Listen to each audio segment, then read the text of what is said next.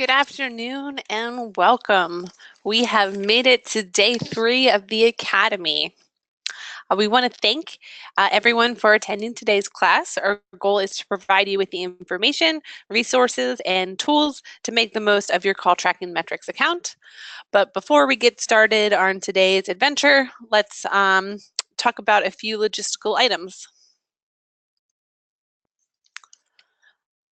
Every effort was made to ensure that the information provided in today's class is accurate and up to date. Materials for this course are confidential and proprietary, so please do not distribute them. We have a few course recommendations for you today. First, please make sure you're logged into your call tracking metrics account. Also, if you have 2 monitors, you may want to set them up to view the presentation on one screen and your call tracking metrics account on the other.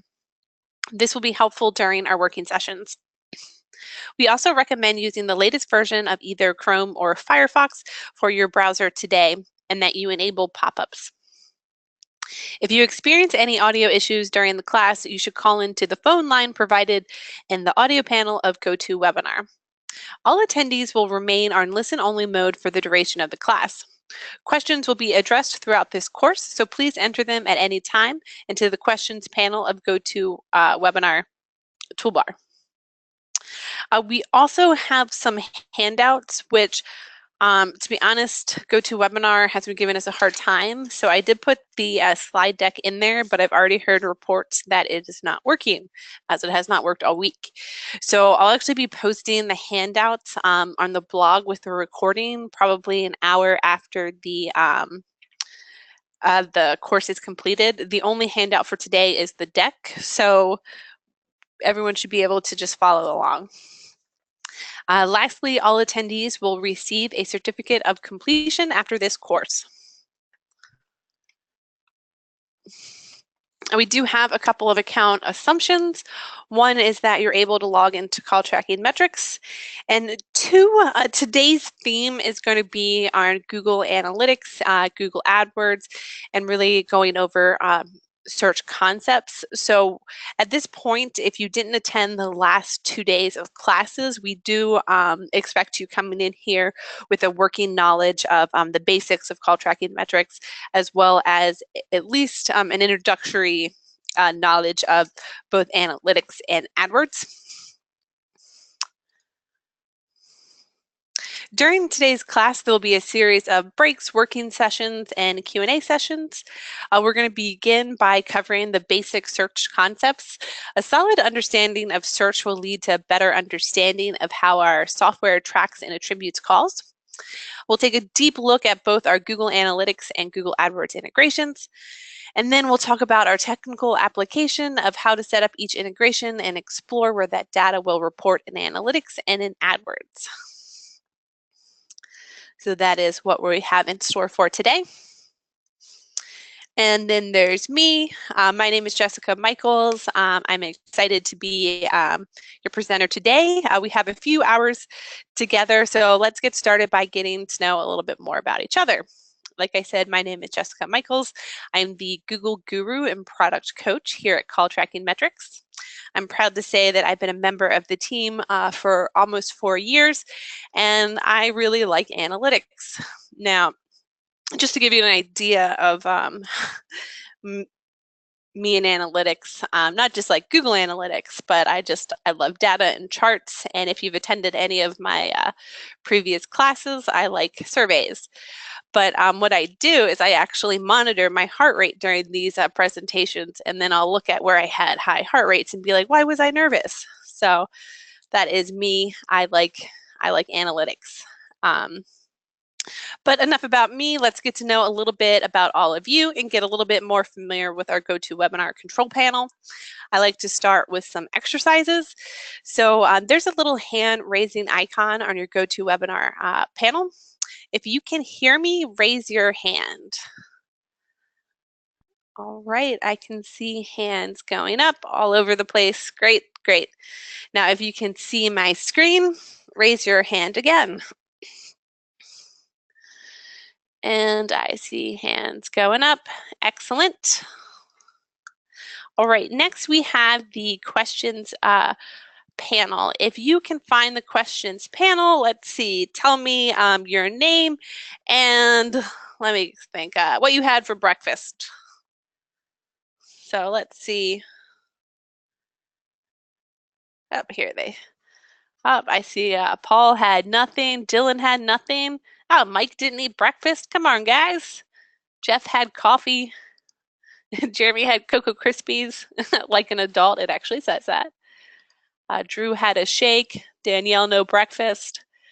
Another Jeff had coffee. Oh no, that's Jen. Jeff had cereal. Ooh, somebody said vodka. Go you.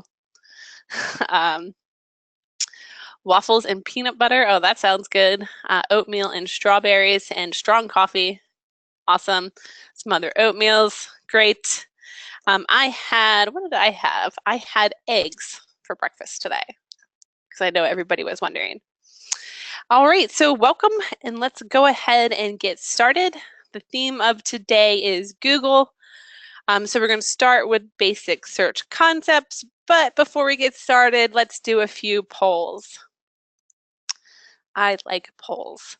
So first one, do we have any return visitors today?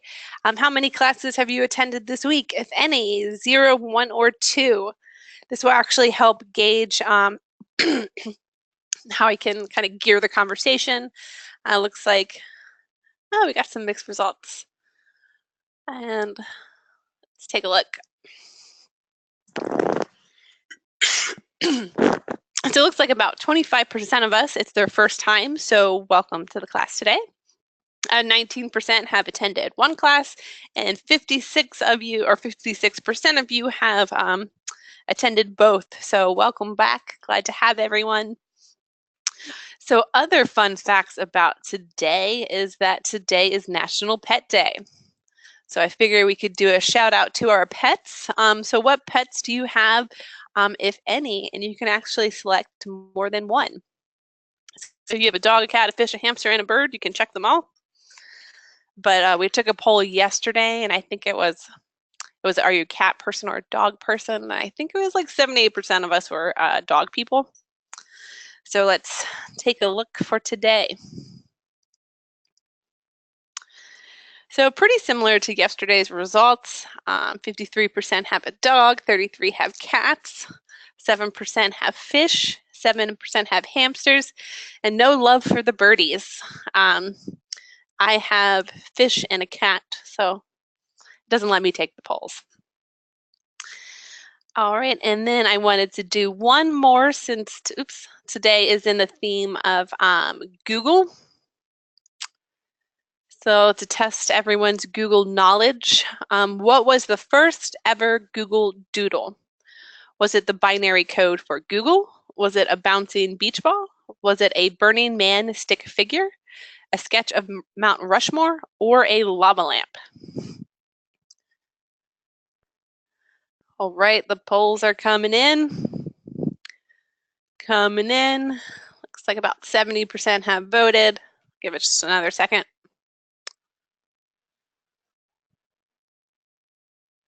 All right, we have over 75, so let's go ahead and view our results. So looks like 31% of us think it's either the binary code for Google or a bouncing beach ball.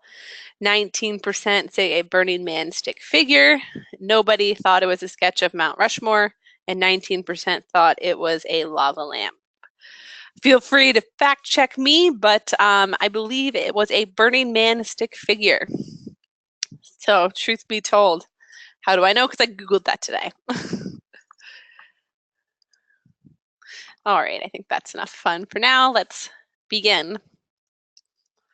So I like to start with some videos. This is just going to be a real quick overview of some basic call tracking concepts that we would have covered in great depth over the last 2 days. So enjoy.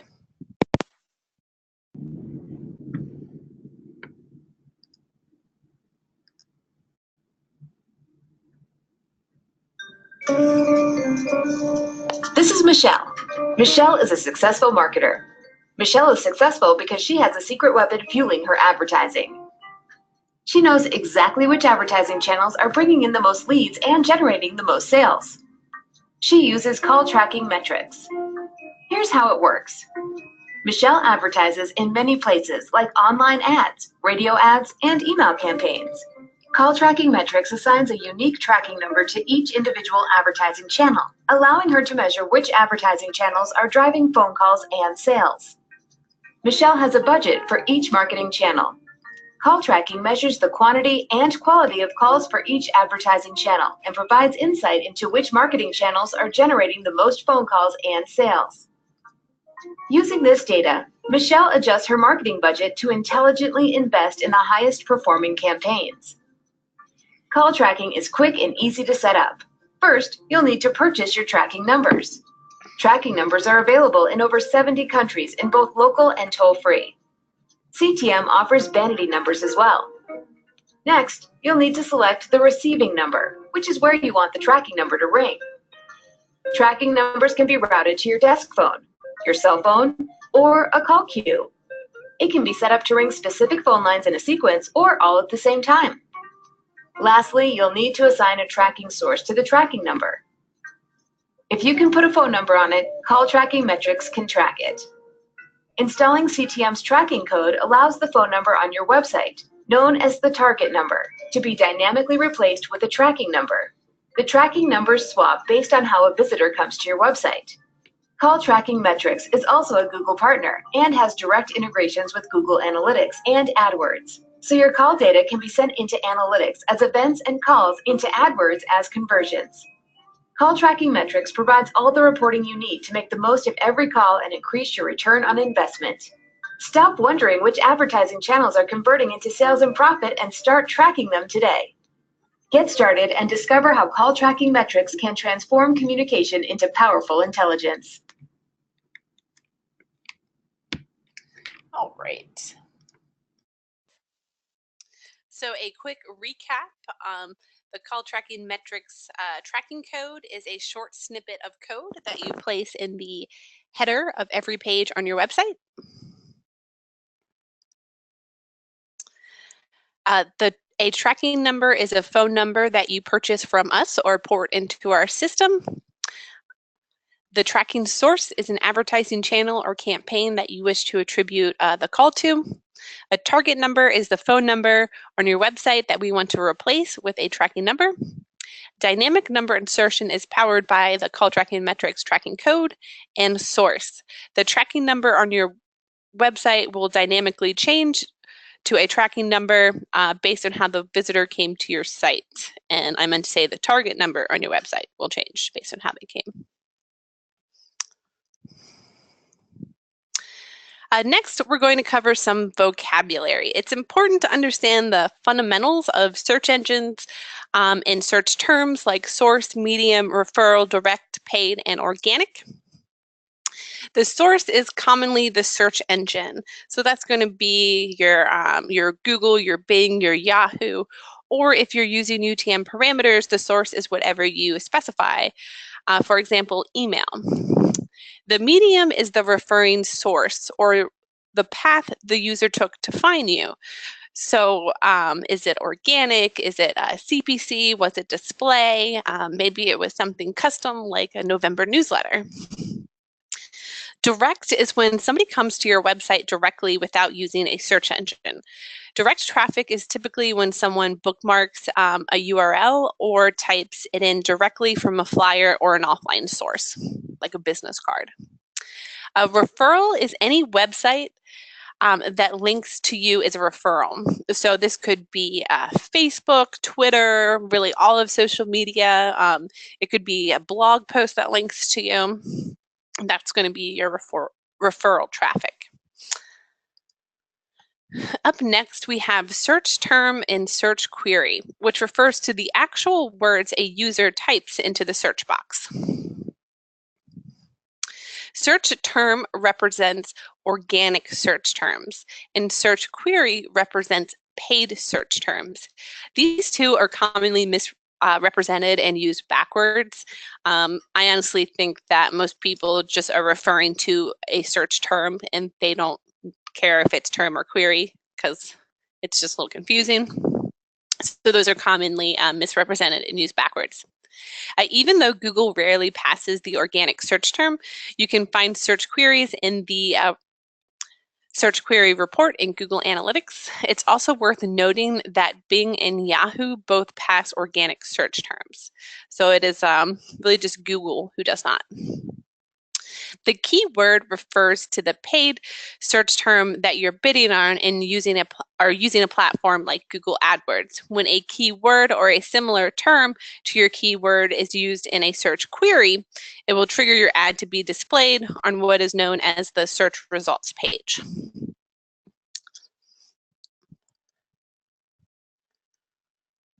Here's an example of a keyword that this was a fake story created a while ago that our product store would bid on, and the search queries that would trigger the ad.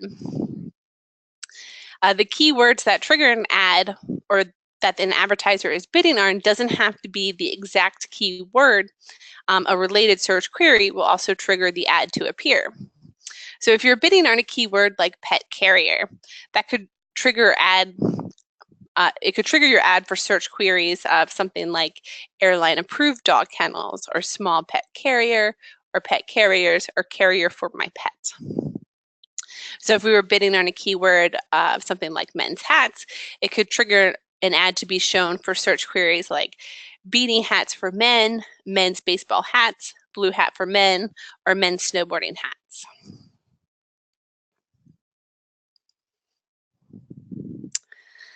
All right, so here we have a search engine. I'm sure we've all seen this before. So maybe some brownie points if people want to, actually we could use the chat instead of the question box. If you know what the source would be for this search, you could enter it into the chat or the question box if you want it to be private. With this, what would be the source? Any ideas? Up. I see some coming in. Up, Bing, Bing, excellent, good job. So in this case, the source would be Bing. What would the search term be? Probably women's shirts in Serena Park, Maryland. Somebody put Bing, Bang, Boom. It's great. All right, so here we have another one. So this should be pretty easy now. In this case, what would the source be? It would be Yahoo. The search term would be kids baseball hats near me. The keyword they're bidding on could just be kids baseball hats, it's hard to say. So I got a lot of random ones. So in this case, the search or the source would be ask. And the search term would be top rated men's weatherproof hats. And then it's actually kind of funny. Does anyone use Dogpile? Raise your hand if you use Dogpile. We see a ton of organic traffic coming to us from Dogpile. And I'm like, who uses this? But it's a real search engine out there. So in this case, the source would be Dogpile, and then the search term or query would be top rated men's weatherproof hat. So I see one hand went up about the Dogpile. I'm like, maybe there's something I don't know. And then, of course, we've all seen this one before. In this case, the search source would be Google, and the search term would be top-rated men's weatherproof hat. All right. After the search term has been entered into the search bar, you'll be directed here to what is known as the SERP, which stands for Search Engine Results Page. The first arrow is going to be pointing to the search term that I forgot to enter in. The second arrow is pointing to the paid search results. Paid results will be clearly marked as an ad and are the first 4 listings as well as the bottom 3 listings on a page. There are several factors that come into play with positioning of paid ads, but the most important fact to remember is that they pay for placement. If one of the ads were clicked, the source would be Google and the medium would be CPC. The third arrow is pointing to the organic search results. You cannot buy organic search ranking. You'll be positioned based on how your website is optimized for SEO. In this case, if our organic listing is clicked, the source would be Google, but the medium would be organic.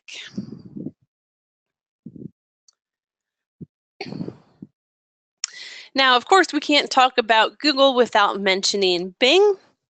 Bing SERP looks and functions very similarly to Google's. Again, the first arrow is going to be pointing to the search term or query, being men's hats. The second is pointing to the paid search results. Paid results will be clearly marked as an ad and are the first 4 listings as well as the bottom 3 listings on the page. And with Bing, they're still doing side listings and they do their shopping listings on the side as well. So just like Google, if an ad is clicked here, the source would be Bing and the medium would be CPC. The third is pointing to the organic search results. So same as Google, if a visitor came to your website by searching on Bing and then clicked an organic listing, the source would be Bing and the medium would be organic. Everyone still with me? All right. Raise your hand if you've already learned something new. See if we can get any hands going up. Oh, there's a few, yay. And no problem if you haven't, we're just getting started, so we're still covering the basics.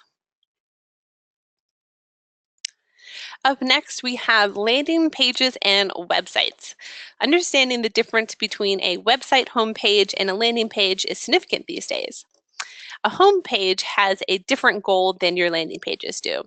Today, every page on your website needs to have a strategy and quantifiable goals if you want your site to get found and drive leads for your company.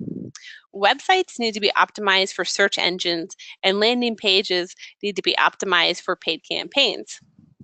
Landing pages will also not increase your SEO rankings. Landing pages have one objective. The major goal for your landing pages is to turn visitors into leads by capturing their information by either a phone call or something like a form fill.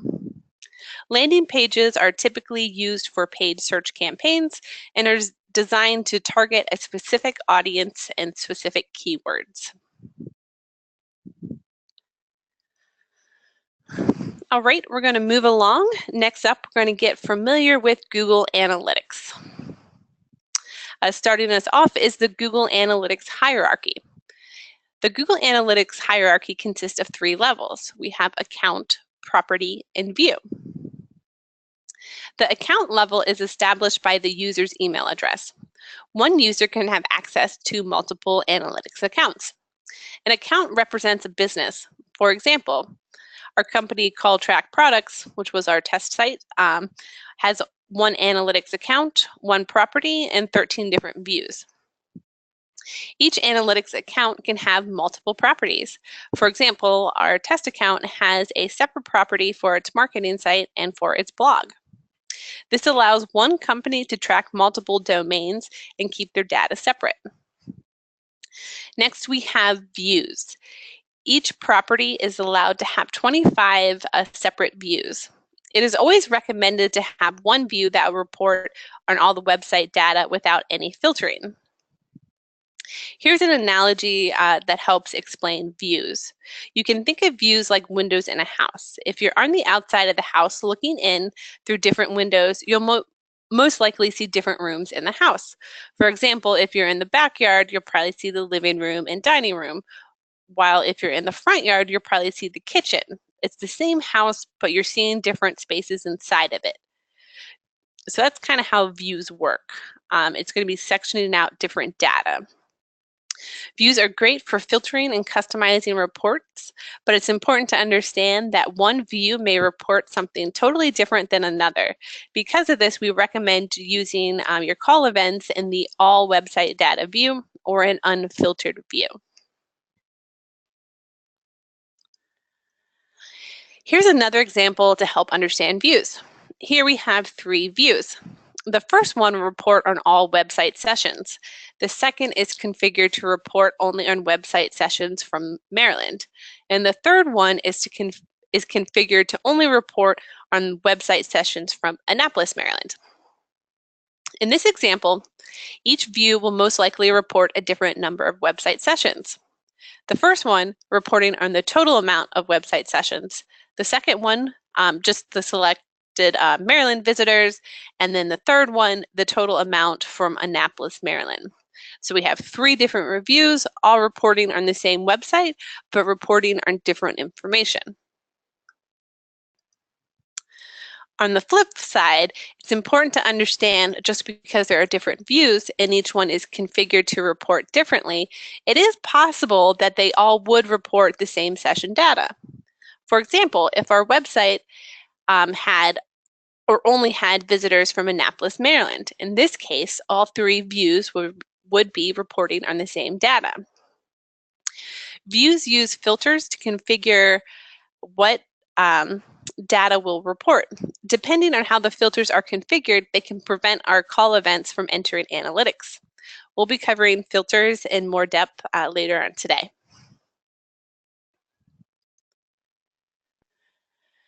All right, up next we have some analytics terminology.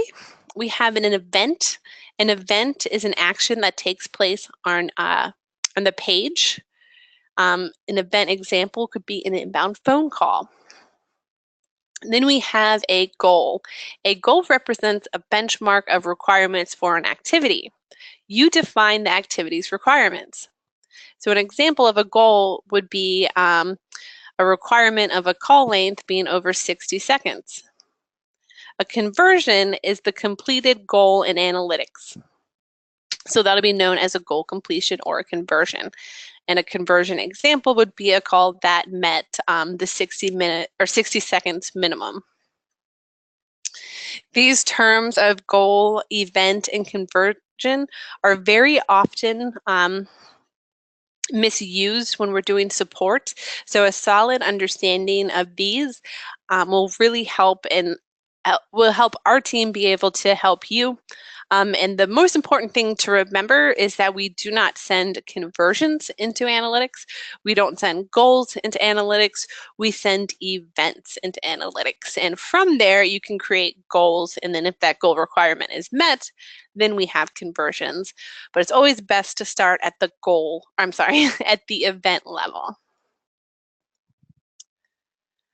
All right, here we have what I like to call the communication flow.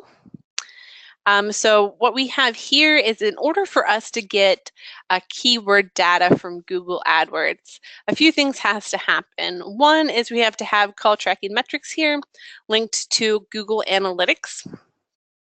So what happens is, so somebody comes to your website, our tracking code is here, Google Analytics tracking code is there. After the call, we send in the session data and we say, hey, Google, do you have any additional information? And if they're able to make a match of that session data, then they pass over the campaign and keyword data to us. So in order for that to happen, Google Analytics needs to be connected and communicating with AdWords, and then we're going to get that real robust keyword information that we're looking for. So we have to have the 3 systems linked and communicating.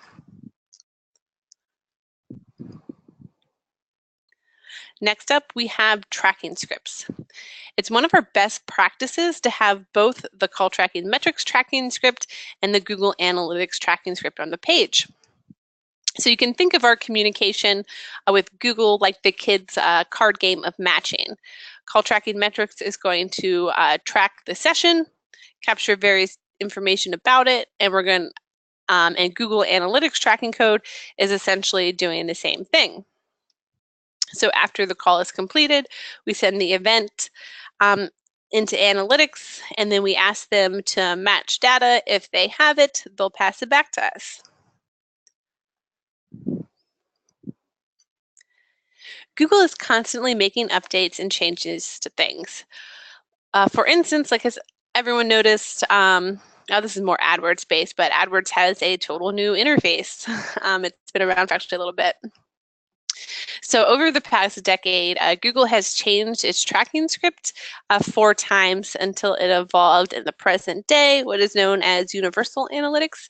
But I've actually seen they're calling it global analytics now too. So I'm pretty sure it is the same thing.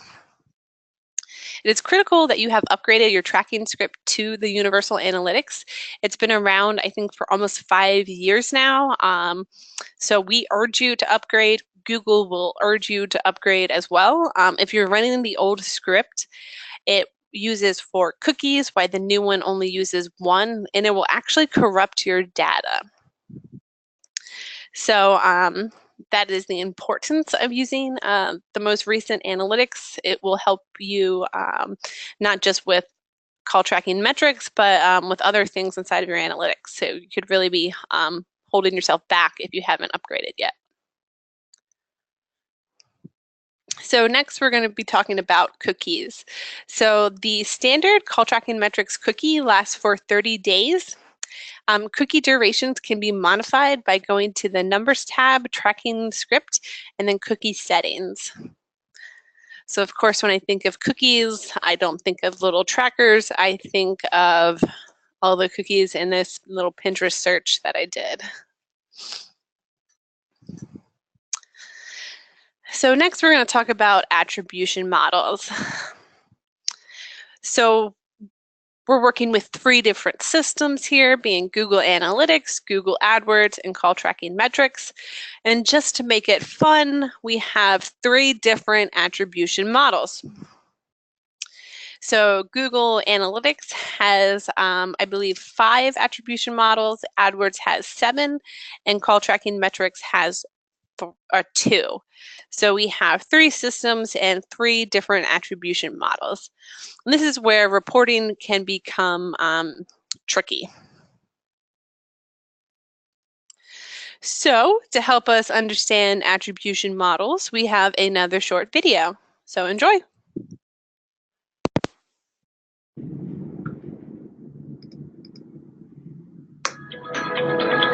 Meet Emily. She's going to help us understand attribution. Like many of us, Emily spends her leisure time surfing the web. While on Facebook, she sees a sponsored ad for fancy red shoes and clicks the link. The shoes are nice, but a little pricey for her, so she doesn't end up making a purchase. Later on that day, she's still thinking about the shoes and revisits the website organically, but still doesn't make a purchase.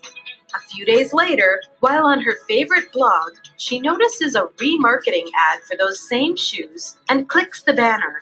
She really wants those shoes, but decides she's still not ready to purchase. Later in the week, she receives an email notifying her that the shoes are on sale. She clicks the link in the email and purchases the shiny red shoes.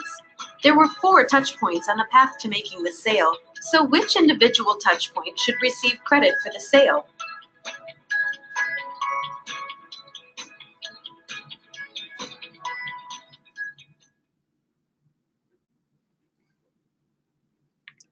All right, so that was a little introduction to why we have different attribution models. There are lots of different touch points along the way, so it's who should we give credit to for the sale. So the first one that call tracking metrics has, we have 2 of them. So we have first touch, which is our default. So what this means is when a visitor comes to your website for the first time organically and they see your organic phone number, they will be cookied for 30 days showing the organic phone number. Now here's where things get a little bit complicated. Let's say our website visitor came in the first time organically but didn't place a phone call or fill out a form. And so a few days later, they revisit your website by clicking an AdWords ad. Which number do you think they'll see, organic or AdWords? With first touch attribution, the visitor will still see the organic phone number even though when they placed the call, they came in through a Google paid source. It's also worth noting that the phone call will still be able to attribute the paid campaign information to the caller, even though the tracking source is organic. It's not like we stopped tracking the additional sources, we just cookied the user for the first source that they came in on.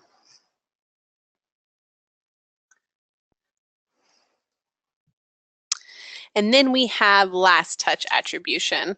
So with last touch attribution, we will always show the most recent tracking source. So using the example from before, if the person came in the first time organically and then came back the second time from a Google AdWords paid click, they would see the tracking source or the tracking number for Google AdWords, not organic, because we're going to reflect the most recent way that they came in. In CTM, the first and last touch attribution models can be set under the Numbers tab, Tracking Source. And it's also worth noting that it's not like all of your numbers or all of your tracking sources have to use one model. You can actually have Google Organic be first touch and have AdWords be last touch. So you can have your different sources be on a different model. So AdWords offers several attribution models. So we have last click, which is going to give 100% credit for the conversion to the last corresponding click. First click, which gives 100% of the conversion credit to the first click that led to the conversion. Then they have a linear, which distributes the credit for the conversion equally across all the click paths. So if we had our 4 different paths, like in the little animation here, they would each receive 25% of the value for the conversion. We have time decay, which gives more credit to clicks that happen closer in time to the conversion. Position-based, which gives 40% credit to both the first and last clicked ad and corresponding keywords, with the remaining 20% spread out across the other click paths. AdWords default attribution model is last click, which is important to understand because analytics default is first click, meaning the two systems, even though they're both Google products, default to different attribution models, which can cause a lot of confusion when you're viewing reports. So here's a little example of why this can be a little bit confusing. So let's say a website visitor comes to your website on Monday by clicking a Google AdWords ad, doesn't make a purchase or place a call, comes back to the website 7 days later and makes a purchase over the phone. In AdWords, the conversion will take place on the date of the last paid click, meaning the conversion will post date to the first Monday. While in analytics, the call event will come in on the day that the call was placed, creating a 7-day difference in the reporting. It's also worth noting that neither Google Analytics nor Google AdWords report in real time, so there can be an even greater gap between the reporting. So that can be a little tricky, and especially because Google AdWords default cookie is 30 days.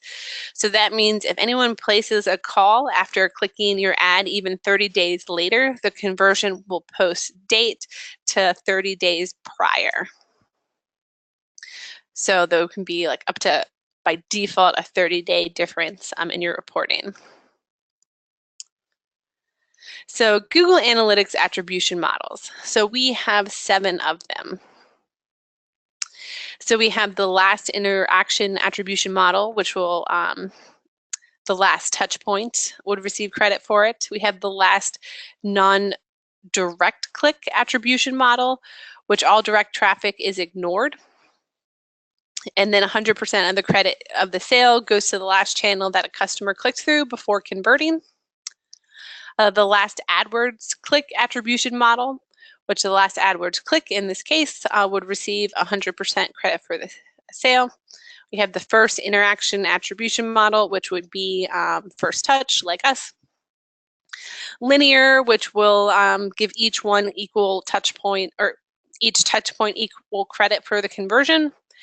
They have the time decay just like AdWords, and same like AdWords, they have the position based, which will give 40% credit to the first interaction, and then the first and last, and then the remaining 20 will be distributed evenly to the middle interactions.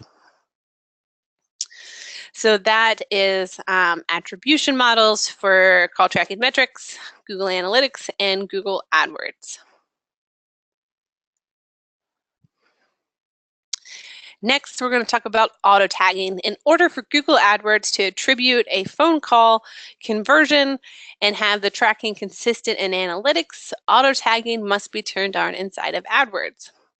Think of auto tagging as a receipt number for a paid click. Call tracking metrics will swap for the AdWords tracking number based on the tracking source looking for a GCLAD. If auto tagging isn't turned on, then we won't swap for the AdWords tracking source, which will result in a misattribution because we won't be able to capture the campaign data. And then the calls won't be able to count as conversions in AdWords, because even though we know it came from a paid click and maybe analytics can somehow get that, but if there's no GCLAD, it's like trying to return something without a receipt. Google's just going to deny it. So that's why auto tagging must be enabled in order for conversions to go in from analytics to AdWords. All right, so next up we have the two types of paid calls. It's important to understand the difference between the two types of paid calls. Here's an example of a paid search result.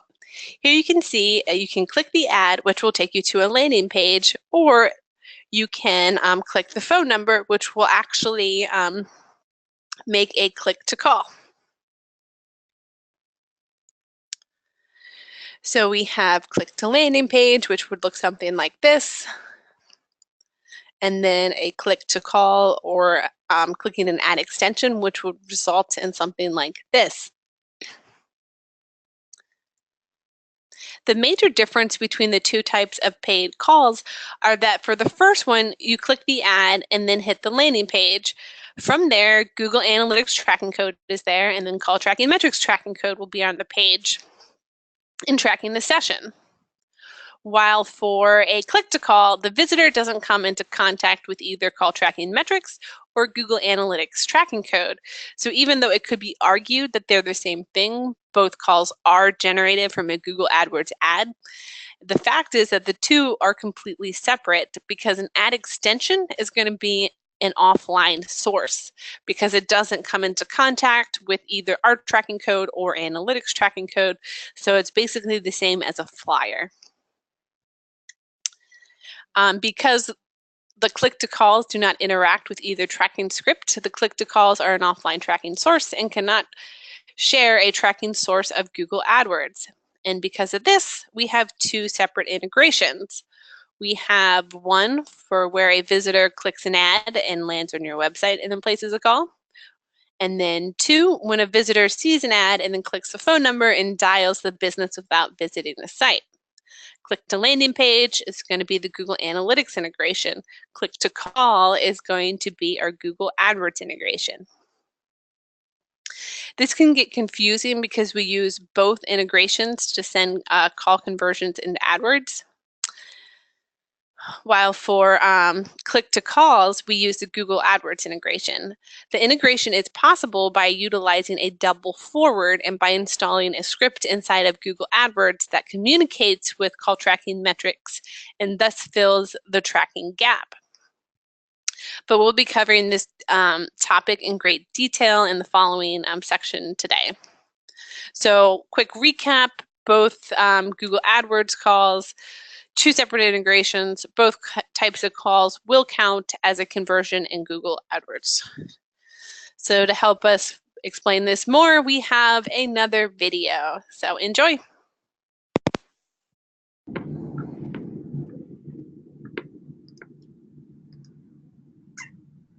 Welcome to Call Tracking Metrics training video.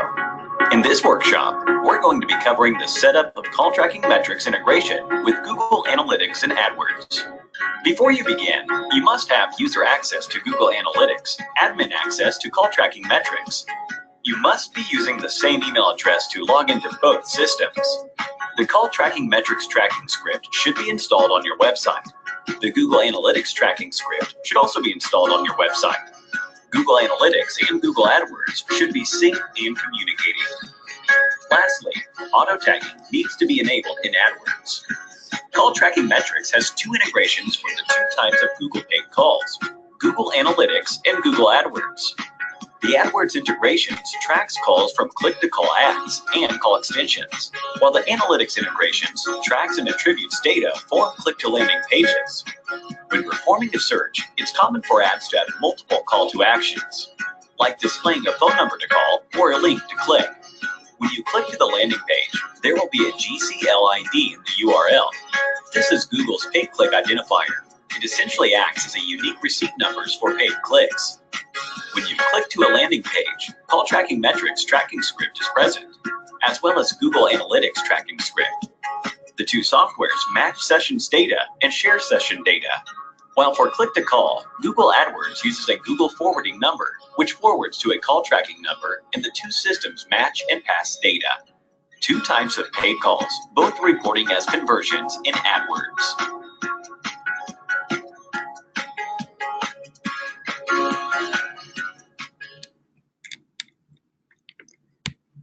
Okay, so that's actually one of the I would say most common errors that take place with our Google integrations. And just to push on this a little bit more, if you use the same phone number for your ad extensions that you do for your Google AdWords numbers, what happens is for the Google AdWords, we're saying this is an online session. Now what we're going to try to do is match a session to it. Now if somebody's calling from offline, we're probably going to create a bad match. So if you call an ad extension, we'll probably match a session that took place, but it won't be from the ad extension because obviously there was no session associated with it. So it'll actually provide you with false data. And then, we're trying to optimize our campaigns based on this information.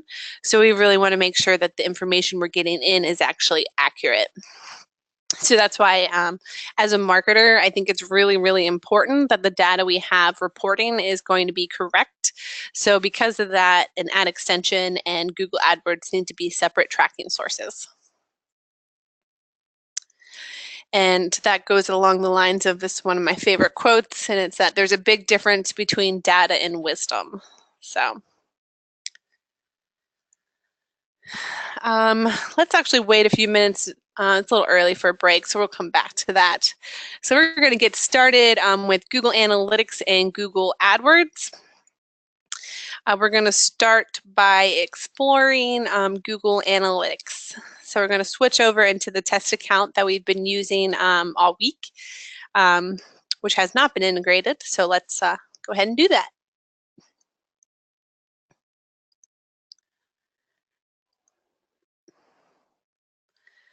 All right, so here we have our test account.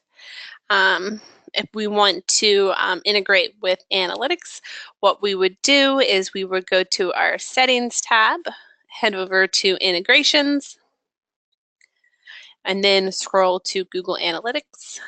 And then up next, we'll go over AdWords. So here we go. At this time, you can see that we're not linked. We have a link your account button.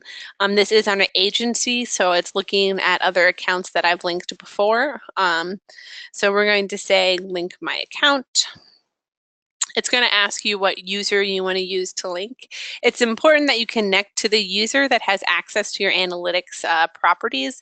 So if I selected this person and this person actually has no analytics access, when we link the two, it's not going to have any data because there's no property to associate. Well, if I link this one, I have lots of properties associated with it.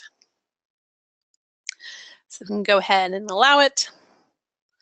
Now from here, it's going to ask me which property do I want to link. So like I said, I have a bundle of them. I believe, actually, let me check which one it is. 4-27.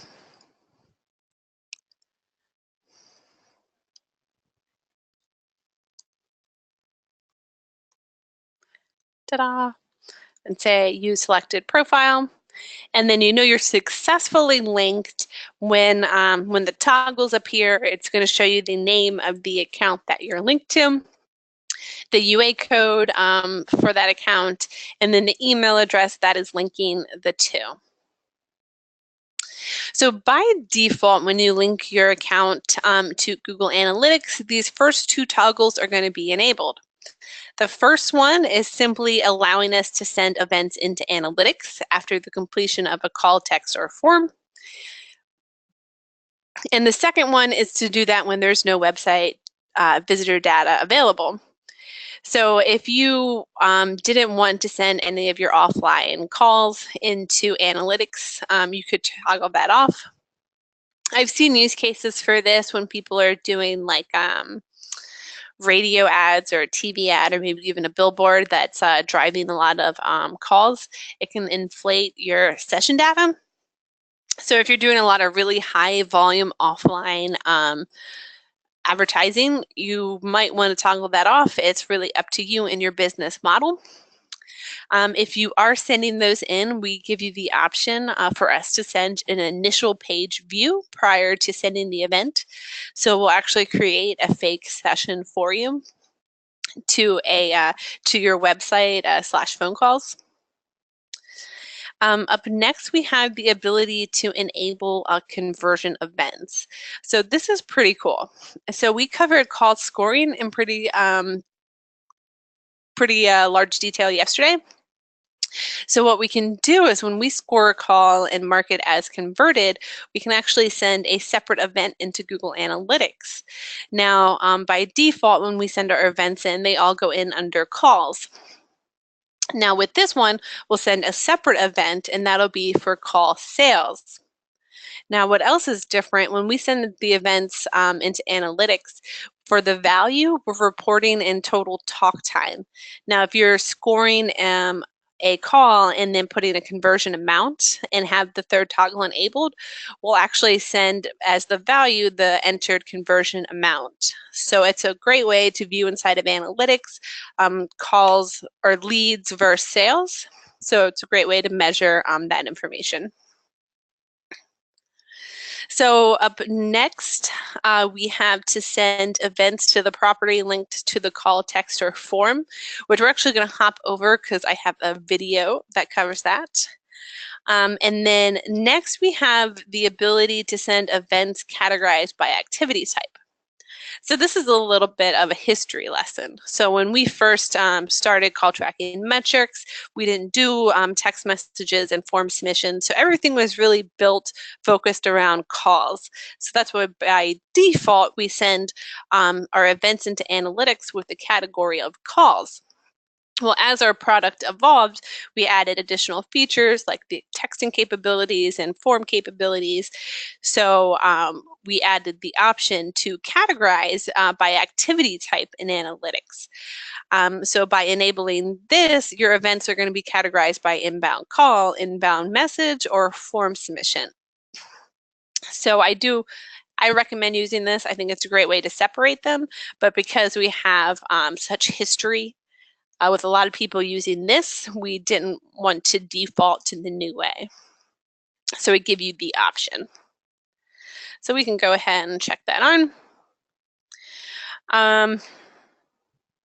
And then this is actually fairly new too. It's to automatically associate cost data from Google Analytics to each activity.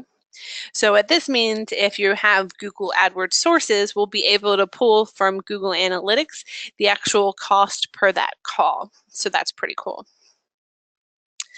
And then the rest of this we'll actually be covering later on today. So let's switch back to our slides and we can view that video on the fourth toggle. And just for those who didn't attend yesterday, this is our call scoring tab. So by default, now that we're integrated, we'll send an event after the call is completed. Now I can score this and say that this was a sale, and we don't report the stars into analytics. We get that question all the time. As far as I know, analytics doesn't report in emojis. We can mark it as converted and put a revenue amount of, let's say, $55. Now this will send a separate event into analytics with a sale amount of $55. So, great, so let's switch back to our slides.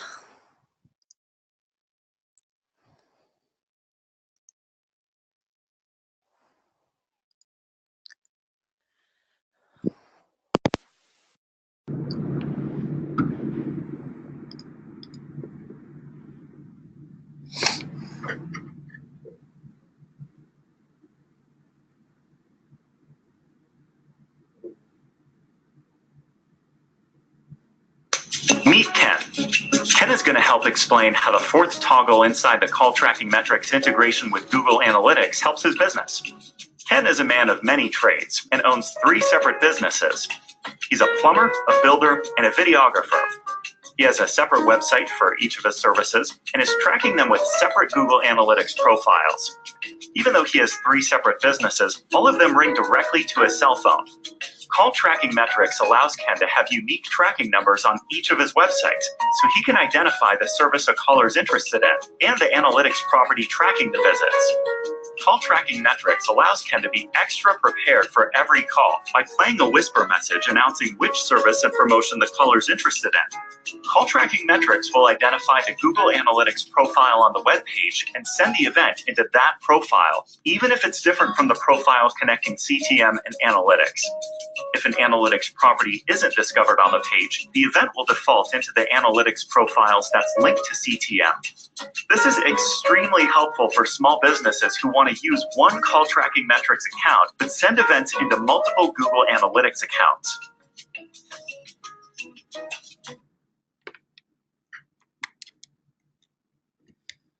All right, sorry about that, guys. I don't know if it looked really blurry for you. For me, it looked super blurry. I don't know why that happened. So quick little recap. So if you enable that fourth toggle, we're going to send the event into the analytics property that we recognize on the page.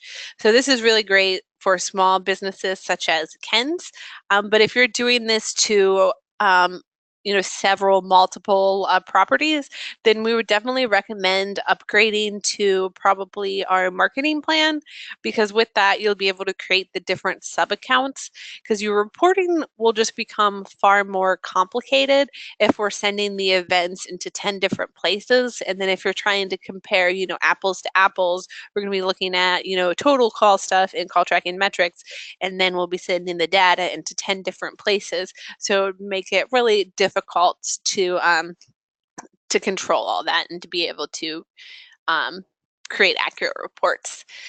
So with that, I think this is a great time to take that quick 10-minute break. So let's jump back in slides to our 10-minute break, and let's all meet back here at 3:10. We'll make it a 12-minute break. So get up, grab some coffee, stretch your legs, and we'll meet back in just a minute.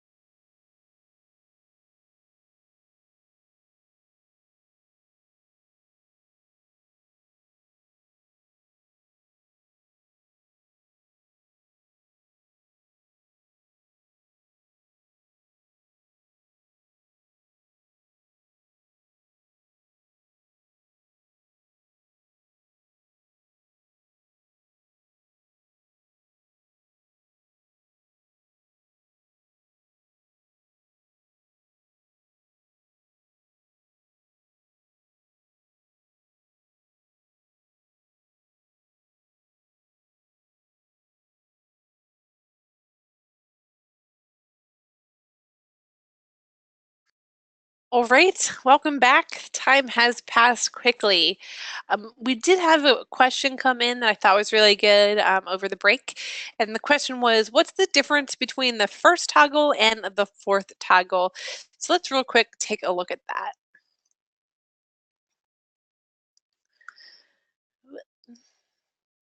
So let's jump to our integrations and take a look.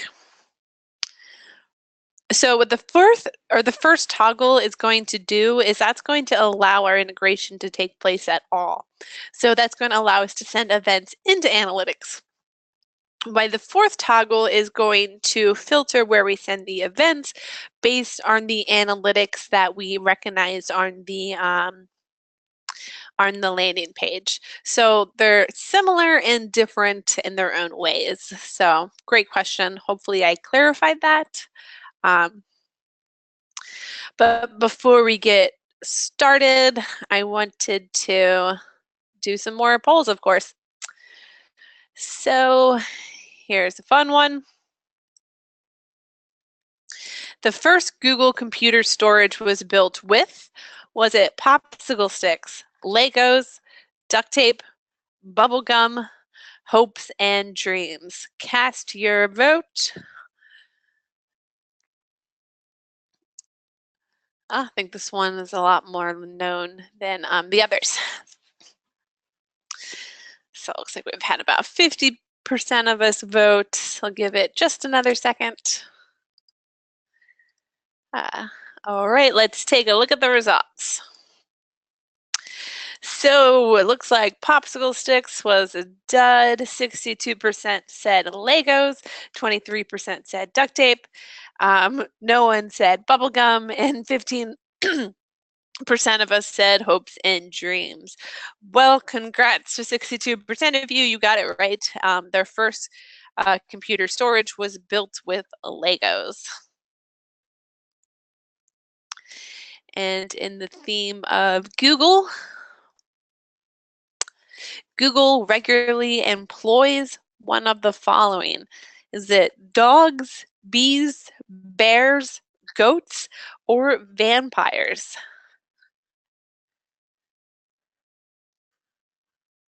Let's see. Give you all just another second. Looks like about 50% of us have cast our vote. All right, let's take a look. So 38% say dogs, 6% say bears, 6% say bees, 25% say goats, and 25% say vampires. The correct answer is goats. They actually did a green initiative and they have the goats mow the lawn. So that is a fact. Now, I noticed a lot of people selected dogs. What's interesting is that Google will actually allow you to bring your dog on campus. They are 100% a dog-friendly campus, but they're not actually employed. So a little bit of a trick there. So let's do another one. And this is in regards to AdWords' new interface. Do you love it? Do you not like it? Or are you just like meh about it?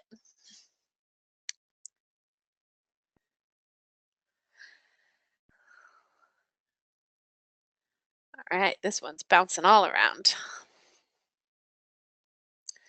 All right, let's take a look. So looks like about 23% of us love it, about 8% don't like it, and almost 70% of us are just like meh about it. I've actually become quite accustomed to it, so yeah, I'm kind of on the meh to liking it. It's change is hard. All right, and I have a couple more just for fun. It's a little get to know each other. These are fun, Apple or Android. Now it's kind of fun here. We have our different departments, and on our third floor, almost every single person is an Apple person. And on our second floor, almost everyone uses Android phones. So it's very diverse based on role, but let's take a look at what people are using here. So it looks like about 82% of us are on the Apple boat, while 18% of us like the Android phones. So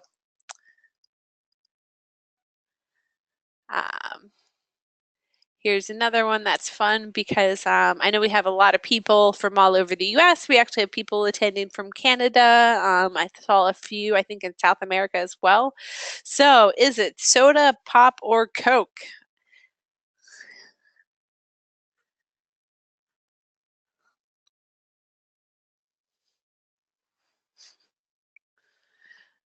All right, the people have spoken.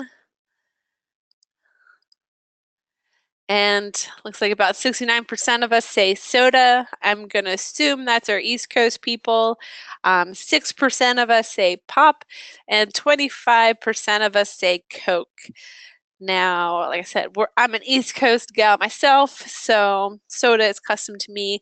I believe that the calling a soda Coke is, I could be wrong, but I think that's like the Texas, Alabama, Louisiana area, and then pop, I don't actually know where that comes from. So where are you, pop people? All right. Pop Midwest. Now we know. All right, I believe that was all of my fun polls. So let's go ahead and begin our second half today. And we're going to start with another video. I'm pretty sure this is my last video for the day, so enjoy it.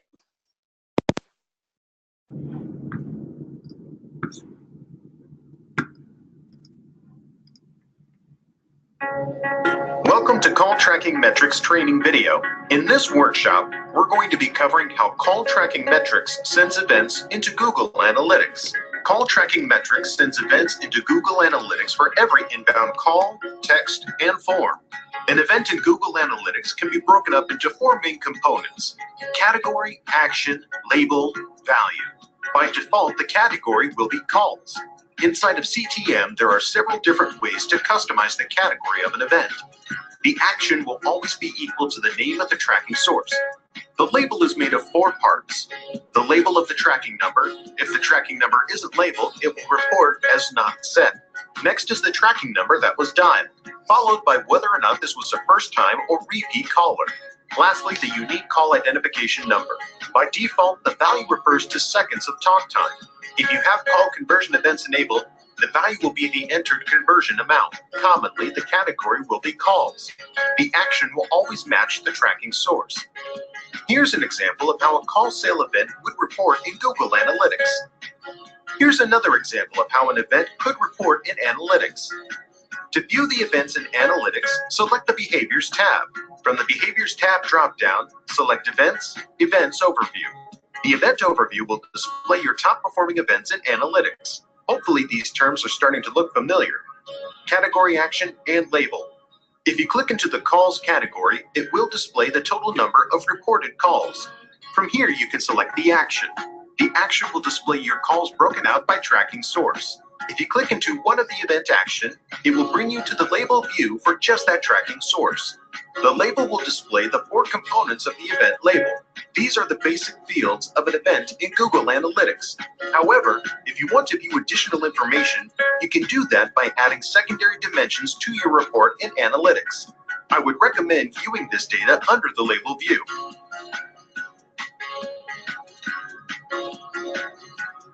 Remember that an event is not a conversion. To set up a call conversion, you'll need to create a goal in Analytics. Thanks for watching.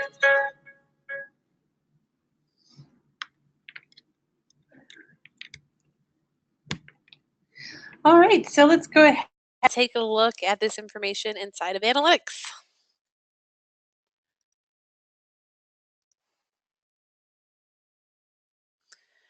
All right, so here we have our Analytics account. Now this is a brand new account that I just created for this class. So we're not going to see anything in here, but I did want to show the real-time overview. We should have an event in the last 30 minutes.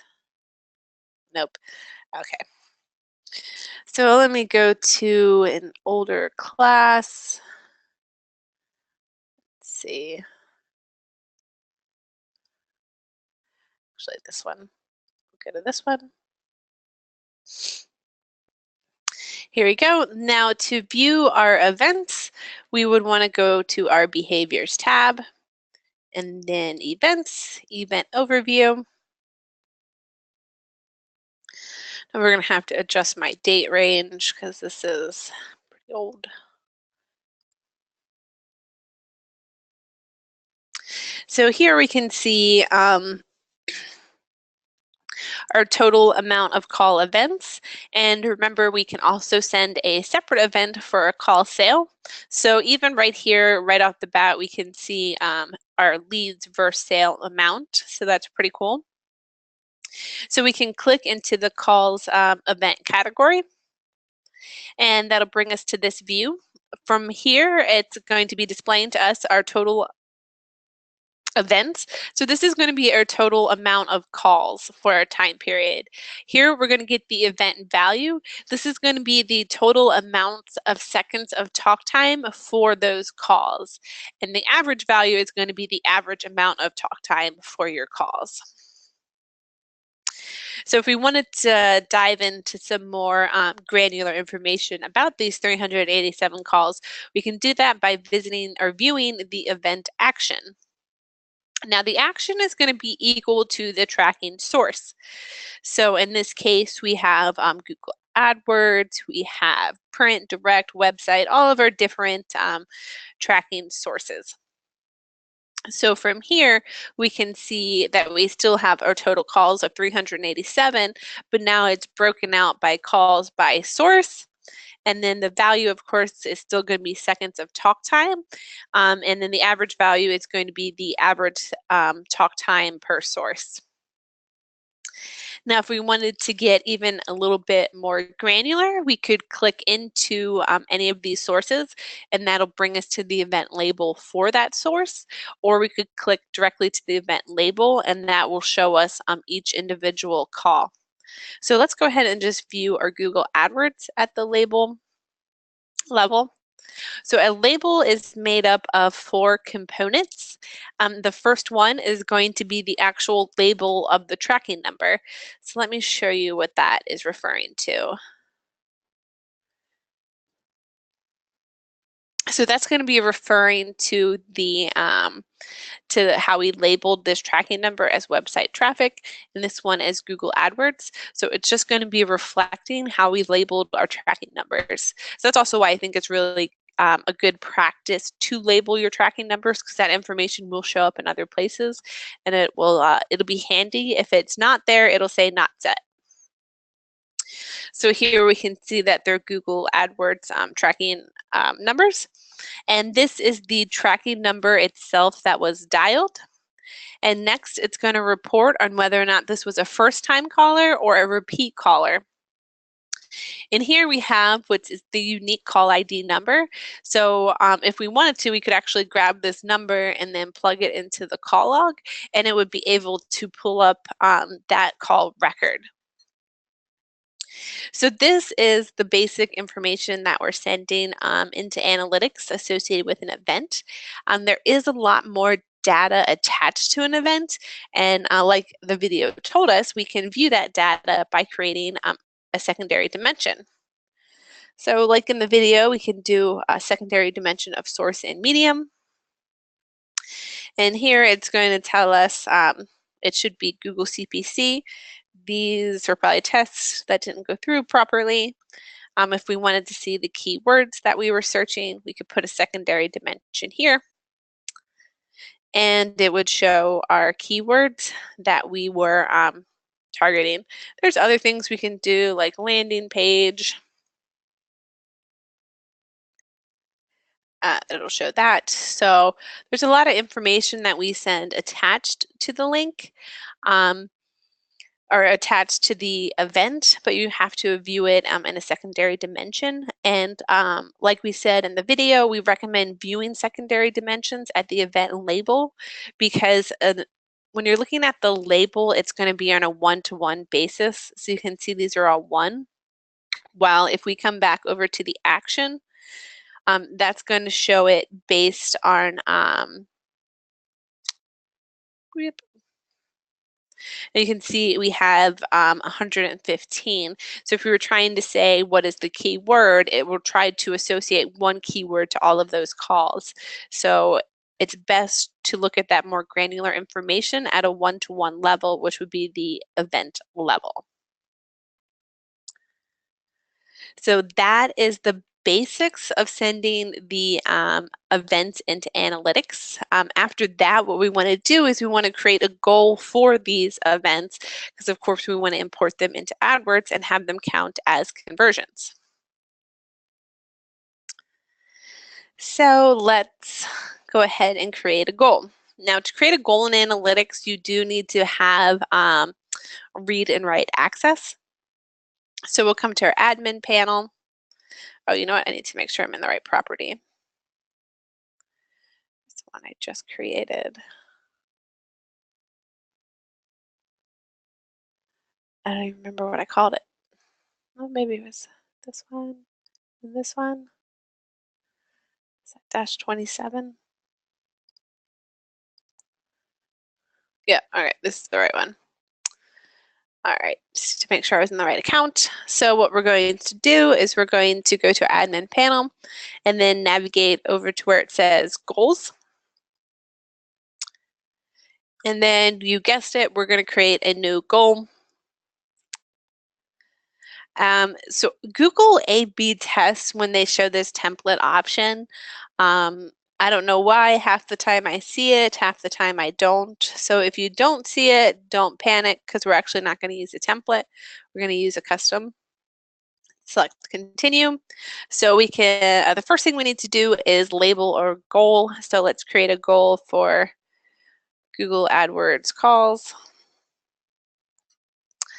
The next thing we need to do is select the type, which would be event, then hit continue.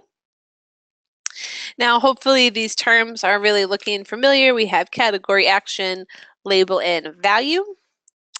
So by default, we send the calls into analytics, the event category as calls. If we have that 5th toggle enabled, it'll categorize it by calls, inbound texts, and forms. So we need to double check how I configured it to make sure that I select the right term. So I did not enable this. So then in that case, my category would be calls. So I would want to put this in. Now this right here is all the information I need to put in to create a goal. And I could save this, and then this goal would complete for every inbound call, text, or form. If we leave these fields empty, then it will complete for all scenarios. So like this, as long as an inbound call, text, or form took place, it would complete as a goal completion. But we do have the option to make these a little bit more granular. So the action is equal to the tracking source. So the purpose of this goal is to be just for Google AdWords calls. So what I would do is I would say that the action is equal to Google AdWords. Now, analytics, as awesome as it is, we're saying equals to, so it can't apply common like human knowledge. So if there's any odd spacing or capitalization that's off, there's a good chance that the goal won't complete. So we want to double check our caps, because AdWords did have a capital W. So I want to make sure that that is exactly the same. There we go. So now this goal will complete for every inbound call, text, or form to the source of Google AdWords. But I don't have to stop there. I can make it even more granular. So for the label, since it has 4 components to it, equals will not work. It will need to be regular expression.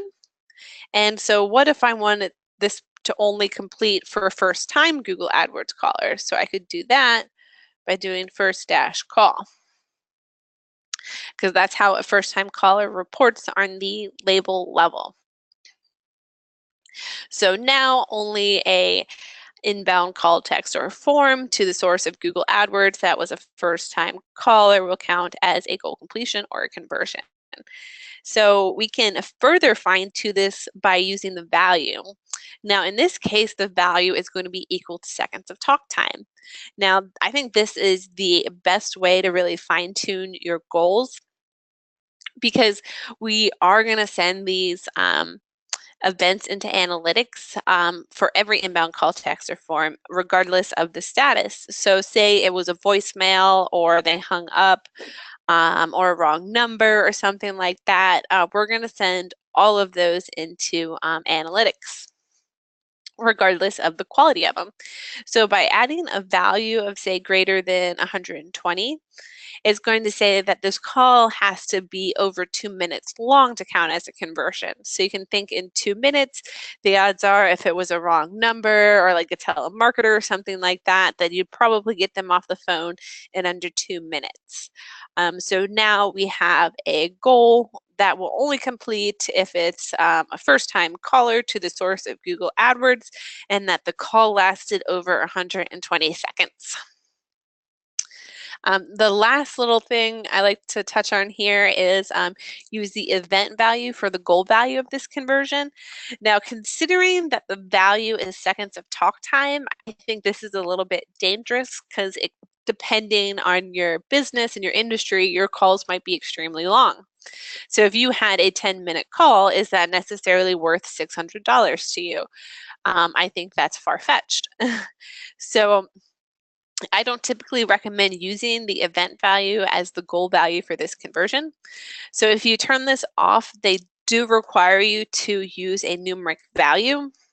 If your business has an, what is it called? An average value for a lead, you could put that in. Or you could just use a numeric value like 1.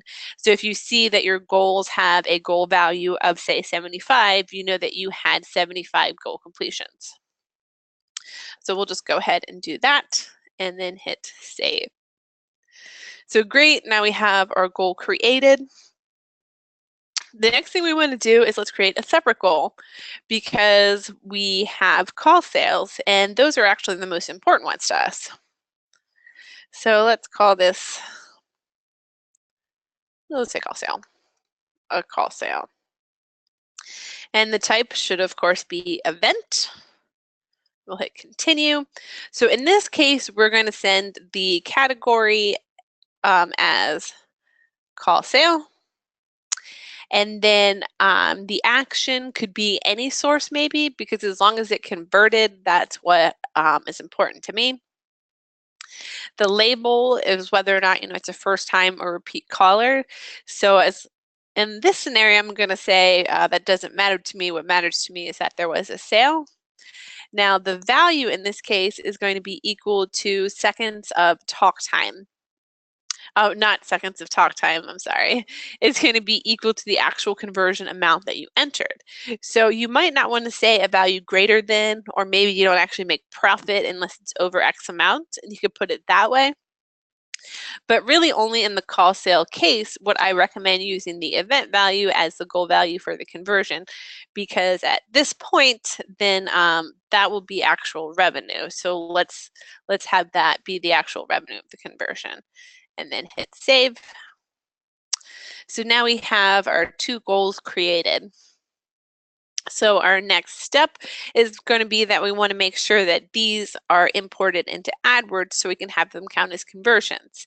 Now, in order to do that, we need to ensure that Google Analytics and Google AdWords are connected and communicating. So to do that, we can view under our AdWords linking, select an account, continue, linked group, and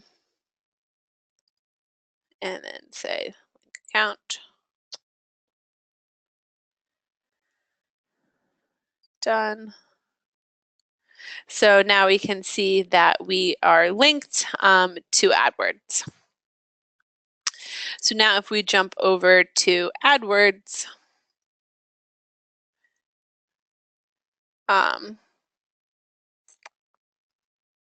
this one.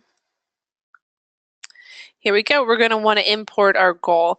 Now, what I would have loved to have done is done this whole example in the new experience, but they haven't added this feature yet. So right now we can't actually import goals from analytics to AdWords in this account. So we would have to switch over into the old experience. Unless something's changed, let's take a quick look. Nope. So typically it would be right here. So in order to get that, we have to jump over into the old experience and then go to Tools, Conversions. And then now, as you see over here in the Conversion Actions tab, it has a lot more than just Salesforce, which the new one has. It actually has Google Analytics. So because we're connected, even though these goals haven't had any completions, they're showing up right away. So what we can do is select them and hit import. It's going to give you the option to categorize them. So we're doing 2 at a time. So one is a lead and one is a sale. So I'm not going to categorize them, but they will ask you to enter a conversion amount. In this case, we can say that the conversion action is managed in analytics. You have the option to have it count for every conversion or just the first one. So I think this is a really good optimizing tool because kind of like how we had on the event, we can do first time or repeat callers. We can handle that here as well. So we could say, only count 1. So if the person calls back, 100 times, it's not going to count as 100 conversions. It will count as 1, or we can have it count for every, up to you and your business model. So we hit import. And then congratulations, our goals from analytics are imported into AdWords. So now at this point, as calls come into call tracking metrics, as they complete, they're going to get sent into analytics. If they meet the goals requirements inside of analytics, they'll become a goal completion. And if they have an AdWords GCL ID, they will be imported into AdWords as conversion. So kind of completing that full circle.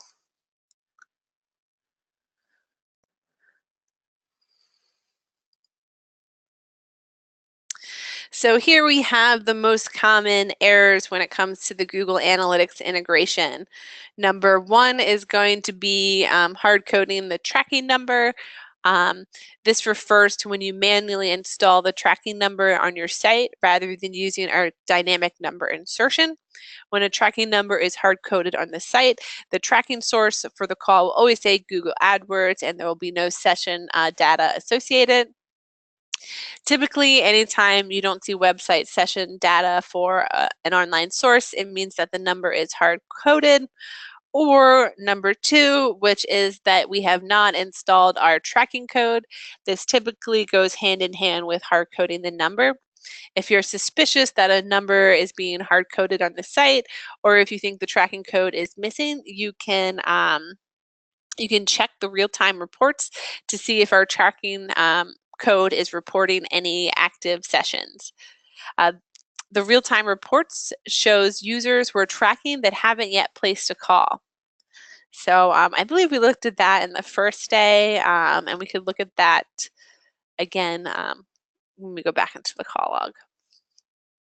So number 3 is no Google Analytics tracking code on the site or the wrong Google Analytics tracking code on the site. If Google Analytics code isn't on the site, or if the code on the site doesn't match the tracking code we sent the event into, it will not be able to match data and thus not be able to pass us back any information. 4 is filters and analytics.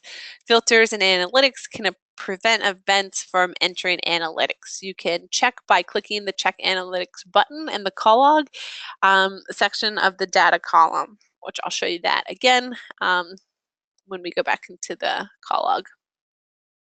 So number 5 is call tracking metrics and analytics integration isn't set up.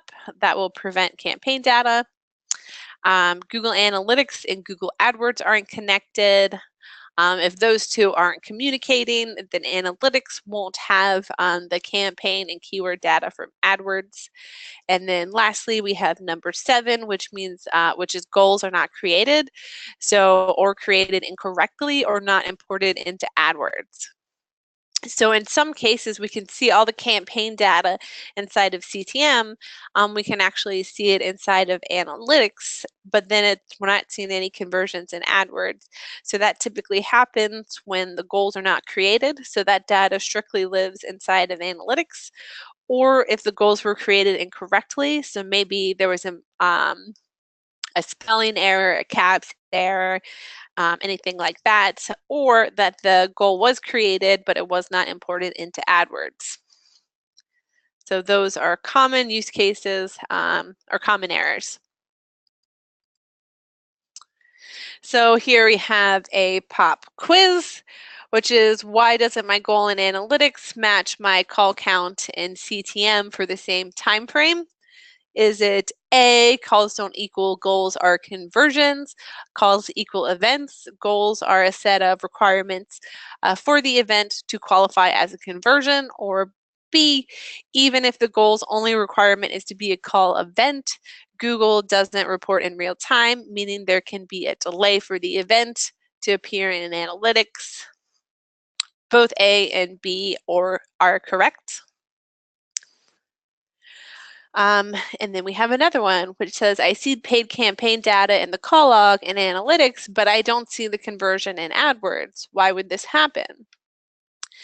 1 is the goal imported into AdWords.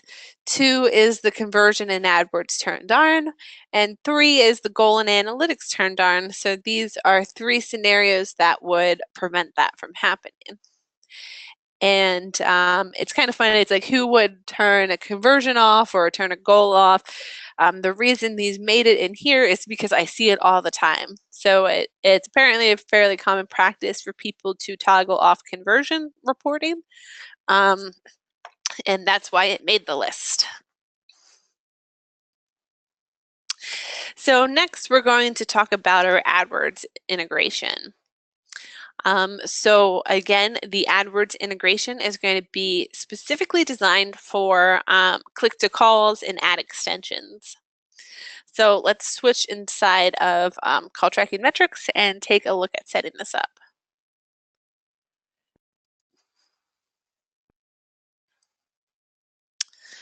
So here we have our tracking. So what we want to do, we actually need to do first, before we can do this, we need to purchase a phone number for ad extensions. Go to Maryland. What other numbers do we have?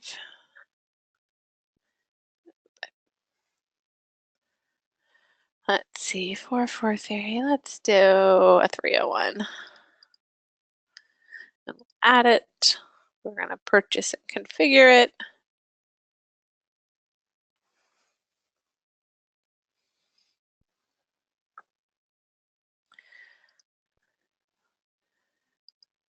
Say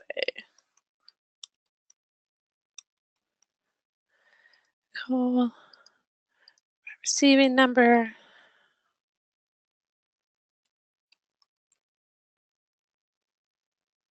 There we go. And because it's an offsite source, we won't have a target number, so we can hit save and continue. Hit OK. And then we always want to make sure that we add our tracking number to a call setting. So I'm just going to add that there. All right, now we're ready to go with the integration. So we're going to navigate to our settings tab, head on over to integrations, and then go to Google AdWords. Now, the first thing that's going to ask us to do is to associate a tracking source. Now, this is why I had to go configure an offline source.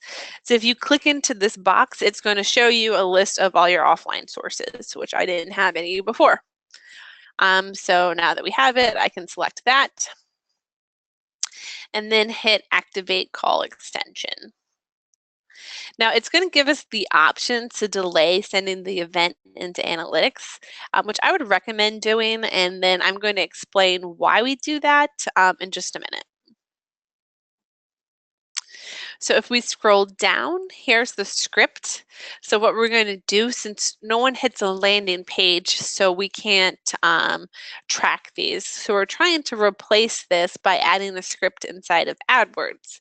So what we're going to do is install this inside of AdWords, and then we're going to be asking AdWords if they have any calls that they tracked that match the calls that we've tracked to the source of ad extension. So we're going to follow these steps that are down here. Just do them live. So here we have our AdWords account. Let's see if I can switch to the new one and do it in the new. Give me my, there we go. We'll go rogue and try to do this in the new experience. Okay, so the first thing we want to do is go to our settings. Oh, I did want to show this too while we're on the topic. Here's where we enable auto tagging. So it's going to be under your account settings, auto tagging. So this is enabled, so we know that we're going to have a GCLD, so we're good. So we need to go to reports, go to, here we go, bulk actions, and from here we have scripts. So we'll say new script.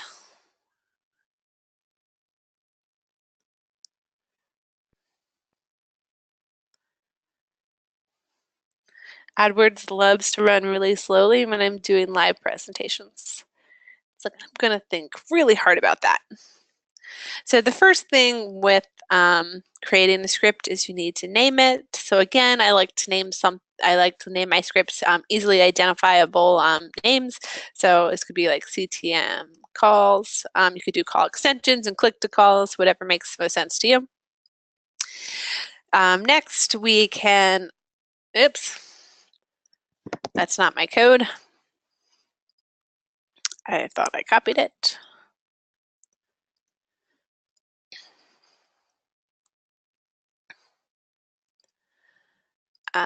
Now I can paste my code. There we go. And hit save. It's going to ask us to authorize it. This can be a bit glitchy. I feel like it gets especially glitchy when I'm doing a live demo. Say allow. Yeah.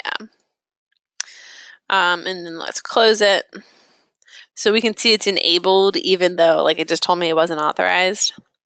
So the next thing we have to do is we have to set the frequency, because it's not a live JavaScript sitting on a site, so it's not running every time you know, a session happens. So we need to tell it to run hourly, because that's going to be the smallest time frame they're going to offer. Authorize it. Maybe it will work for me. All right, good stuff. So now we have our script installed and scheduled to run hourly. So if we come back to the integration, the reason we have this delay is because the campaign information for the ad extensions and click-to-calls are only going to be sent in hourly. So as the calls come in, it's going to look like an offline source. And then when the scripts runs, it's not even on the hour. I like to say it's Google time. It'll probably be between an hour and 2 hours. It's going to take all of our calls to add extensions, and then Google's going to analyze them and see if they tracked any calls that match that same criteria. And if they did, then we're going to pull that data into the call log. Now, having the delay allows us to have that campaign data be associated to the event when we send the event. If we had the delay turned off when we sent the event into analytics, it wouldn't have the campaign or keyword information.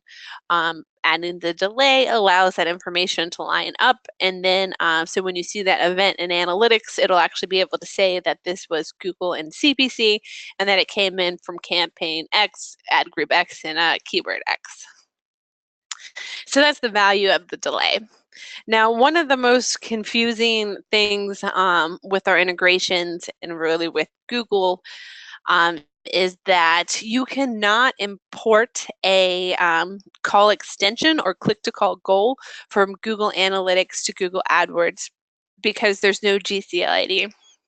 So even by delaying the event from being sent until we have the campaign data, because there's no GCL-ID, which we can think of as a receipt, we cannot import ad extensions from Analytics to AdWords. But they can still count as conversions, but that's going to be set up through Google AdWords. So let's explore that a little bit more. So let's go back to our campaigns. Here we go. So let's look at our ad extensions. So extensions, call extensions. So let's edit this. So here we have our ad extension. In this case, the phone number would be our tracking number, and we have call reporting enabled.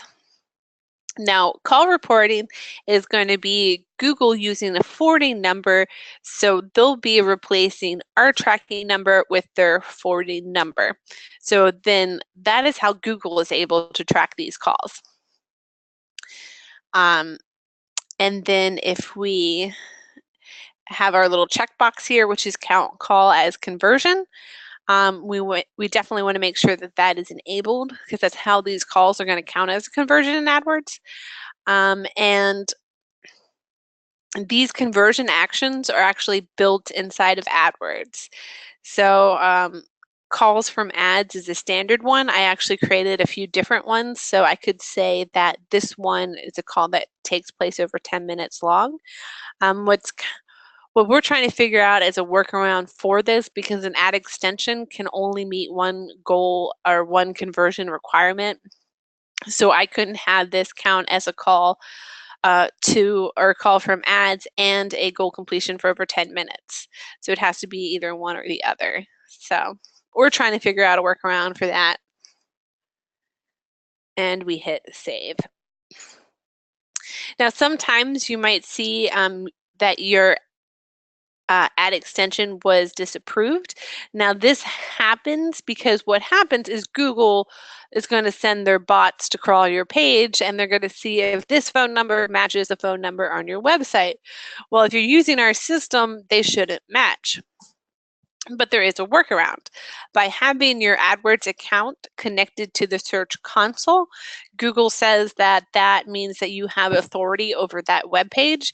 So by that, they're not going to send their bots to crawl it. So again, the workaround is to have your AdWords linked to an active Search Console account, which is through Google. Trying to think if I know how to get there from here. Linked accounts. So we can link to Google Analytics, and I've actually done some tests with this and I haven't seen it make a difference, but you can link to AdWords from Analytics and from Analytics to AdWords They both do the same thing. You can do both of them. That won't break anything, but it doesn't matter if you do one or the other. Here's the Search Console. So if we wanted to be connected, we would check here, and we need to make sure that it is linked. So we can see that that status is linked, so we should be good. If your ad was disapproved and then you connected, there's going to be a little bit of time before it's approved, which would probably be about maybe 24 to 48 hours, and then it should start being approved. So that is the script. We went over auto tagging, linking to analytics. Another thing I wanted to show you is a lot of times when people look at AdWords, they'll say I had maybe 27 conversions, but I only had 5 calls. How is that possible? Well, a conversion doesn't necessarily mean a call. You can have, I think, an endless amount of conversion types in AdWords. So what you can do is you can segment how you view your data, which I'm not sure I know how to do here. So we're going to go back to the old experience.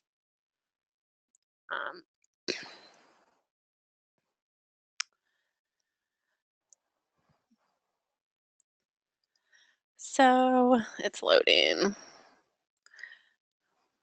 Create a custom. Okay, that's a pretty good time frame. So here I can see that I have 36 conversions, but does that mean I had 36 calls? Maybe not. So if we go to segment and then conversion by conversion name, this is going to show us how many conversions we had per conversion action. So in this case, we can see that AdWords calls were 4 of the 7 for that group. That calls from ads, so that's going to be our call extension. That was 1 of the 10 calls, and then AdWords calls were 4. So that would be 5 of the calls were, or 5 of the conversions were actually calls.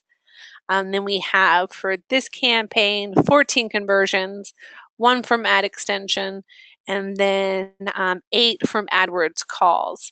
So when you're looking at a total number, that doesn't necessarily mean that that is a total number of conversions for that or call conversions. It could be any type of conversion that you have set up. So that's a great way to see by call. So let's see, what else?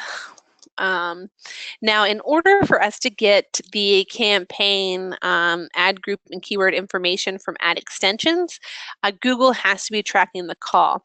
Now, this can be tricky because Google AdWords doesn't always provide a forwarding number. So sometimes your ad extensions are going to come in and we're not going to be able to attribute any information to them. Now, what that simply means is that AdWords didn't provide a number. But how can we check that?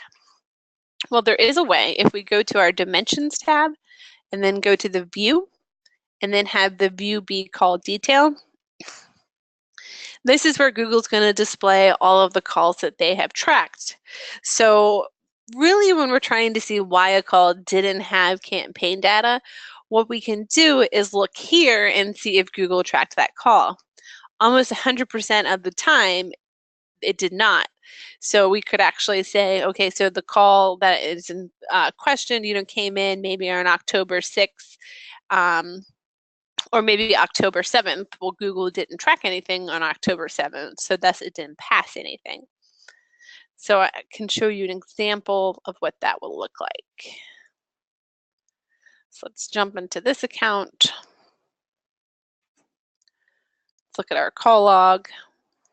Let's go to, I'm going to put a filter for CPC.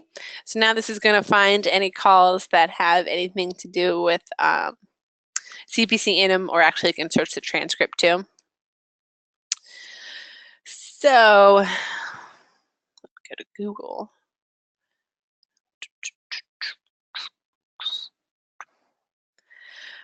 You know what? I have it wrong. I want to search by ad extension. There we go. First one, apply. So here we have our calls by ad extension. Now when the call first comes in, it's going to look like this. We're not going to have any campaign data. And then when the script runs roughly hourly, if we're able to match data, it will look like this. So we'll be able to tell you the ad campaign, the ad group, and the keyword that generated that call. So in the case, if I wanted to know why this one wasn't tracked, this is from October 14th. If I look inside of AdWords, I can see that AdWords didn't track a call on October 14th, thus they weren't able to pass campaign data.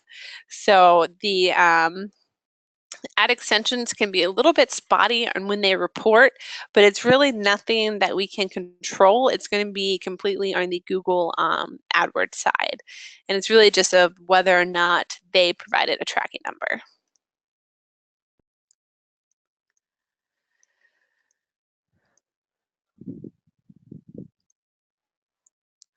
All right, with all of that said and done, let's do some troubleshooting.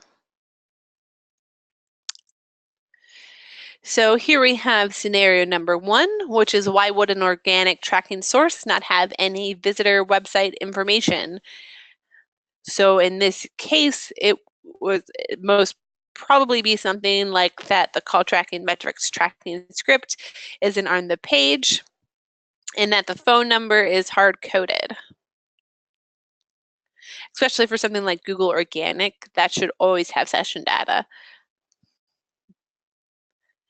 So we have another one, and it's why doesn't AdWords call have any paid campaign information? So anyone have any ideas?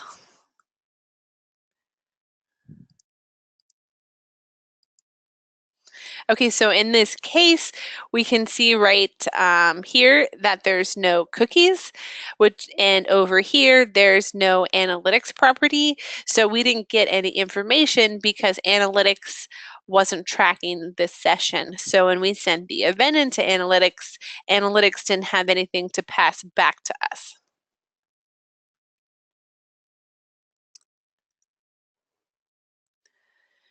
Okay, so then we have right here, this one's actually a little hard to show, but it's why doesn't this AdWords call have any paid campaign information?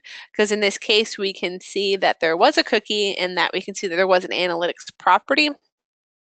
Well, in this case, what happened is it's actually a different analytics property on the website than that was actually on the page, which I don't know why that wasn't showing. So sorry about that. So here we go again. This one, why doesn't my AdWords call have any paid campaign information? Why would this happen? This could be because Google AdWords and analytics weren't connected, or that CTM and analytics aren't connected. So, we can actually see this because there's no little link icon. So that little link icon, for everyone who remembers yesterday, we went over all of our icons. That represents that we sent an event into analytics. And if we hover over it, it'll actually tell us information about that event. It'll tell us the category we sent it into, as well as the event property we sent it into. So if we look at this previous one we just did, we can see it's hovered over, but there is a little link icon, which means that we did send that event into analytics. So that's actually a great way to very quickly do some diagnostics on an account. I handle a lot of our Google support tickets, so when they come in, if I don't see that little link icon, that's like right away, the answer is that they're not linked. Or that there's the filter, because filters can prevent us from communicating. So if there's a filter, we'll still not be able to send that in. So we have scenario number 5, which is why isn't there any paid campaign information for this call? So we can see, let's do some quick troubleshooting. It doesn't look like there's an analytics thing, but let's continue to the next slide. If we check here, which we hit the check analytics button, what it would do is it would actually tell us if we're connected to It'll tell us that we sent the event, and then it should tell us, like in this slide, that we sent the event into this property and that it's connected to that AdWords. So in this case, we had a disconnect between Google Analytics and Google AdWords. Here we have another one, which is why isn't the source Google AdWords when I can see CPC data in the URL? So we see it went in as direct, and we have cookies, we have this, we have a link, so we know that all of that part is set up right. But what we're not seeing is the GCLID, which is Google's paid click identifier. And that's also what our tracking source is looking for to swap for the Google AdWords source. So in this case, it defaulted to direct because there wasn't anything that could qualify for Google. This was some Photoshop done here. It wouldn't default to direct. Typically, it'll default to organic because a Google AdWords call is technically organic. We just position it higher because it is a referral from Google. So this is the lack of auto tagging. Okay, so this is scenario number 7, which is why isn't there any campaign information for my ad extension? Well, there are several scenarios for why this would take place. It could be that the tracking source could have been left blank or wrong on the Google integrations page. It could be that the tracking script could not be installed in AdWords. The script could have been installed but not scheduled to run. I see that one all the time, all the time. It could be it was a wrong number. It could be that Google didn't track the call. If Google doesn't have any record of the call, they won't have any information to report back to us. So normally this happens when they don't provide a forwarding number. It could have been a timing issue. Google script is scheduled to run hourly. Hopefully I've made it very clear by now that Google does not work in real time or consistent time. They work very much on their own time. And then here is another one. It's what's wrong with this picture. This is like nails on a chalkboard for me. So what we have here is old analytics. So usually when you see a lot of cookies, that's a telltale sign that somebody's running old analytics. Doesn't always mean that, but you can see the old analytics uses all these different cookies. And this Google_UTMZ, this is usually the problematic one. What it does is it normally writes in bogus data. I don't really know how to put it any other way, but you'll see for a paid click that cookie sometimes is actually writing in that this is a direct visit or an organic visit, or just sometimes even nonsense. So this is again another reason why you should definitely upgrade to Universal Analytics if you have not already. So quick recap on our scenarios. We had a missing tracking code. We had Google Analytics tracking script not on the page, the wrong analytics tracking script on the page. We have call tracking metrics and analytics not connected. Google Analytics and Google AdWords aren't connected. Auto tagging wasn't turned on. With ad extensions, there are several possibilities, and then old analytics tracking code. So unfortunately, it's kind of easy to make a lot of errors, but we can always troubleshoot them. All right, so section 3, we're going to be going over text messages, advanced tracking sources, and advanced analytics features. Now, I know I scheduled today to be 3.5 hours. We'll probably end closer to 2.5 and maybe like 2 hours and 45 minutes. So just a heads up on that. I like to over guess than under.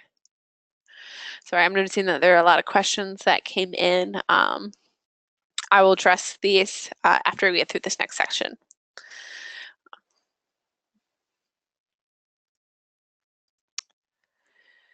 Okay, so we have text messaging, and with our text messaging, we have text triggers and we have bulk text messaging.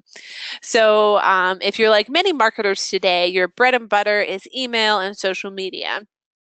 And while both are reliable channels that chart solid results when done right, you could be missing out. While cultivating your prospects and conversions on those two channels, make sure you're not overlooking another growing channel that is a potential gold mine for customer engagement. And of course, I'm talking about text message marketing or SMS. Many marketers track web traffic religiously, but neglect to collect data surrounding their calls, much less their text messages.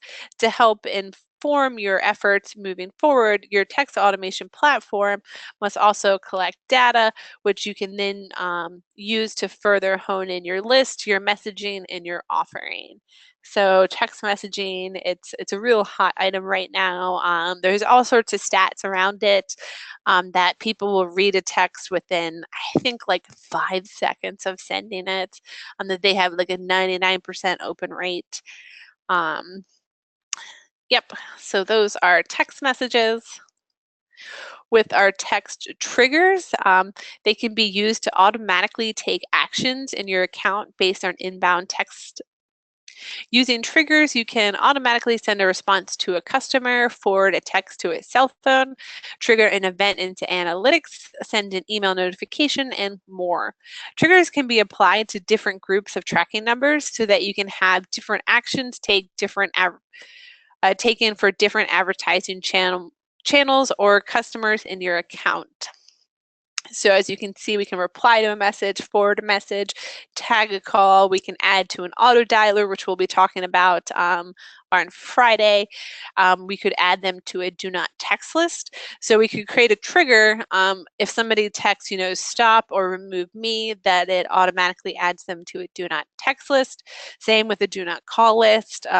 We could send a custom event into analytics based on a text trigger. And we could add it to an upcoming scheduled text or send an email. So there's lots of different actions that can take place. And then we have bulk text messaging.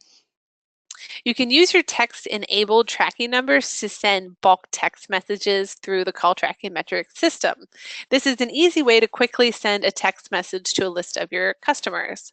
Once you have at least one text-enabled tracking number in your account, you can create or view your bulk messages by going to text bulk message logs.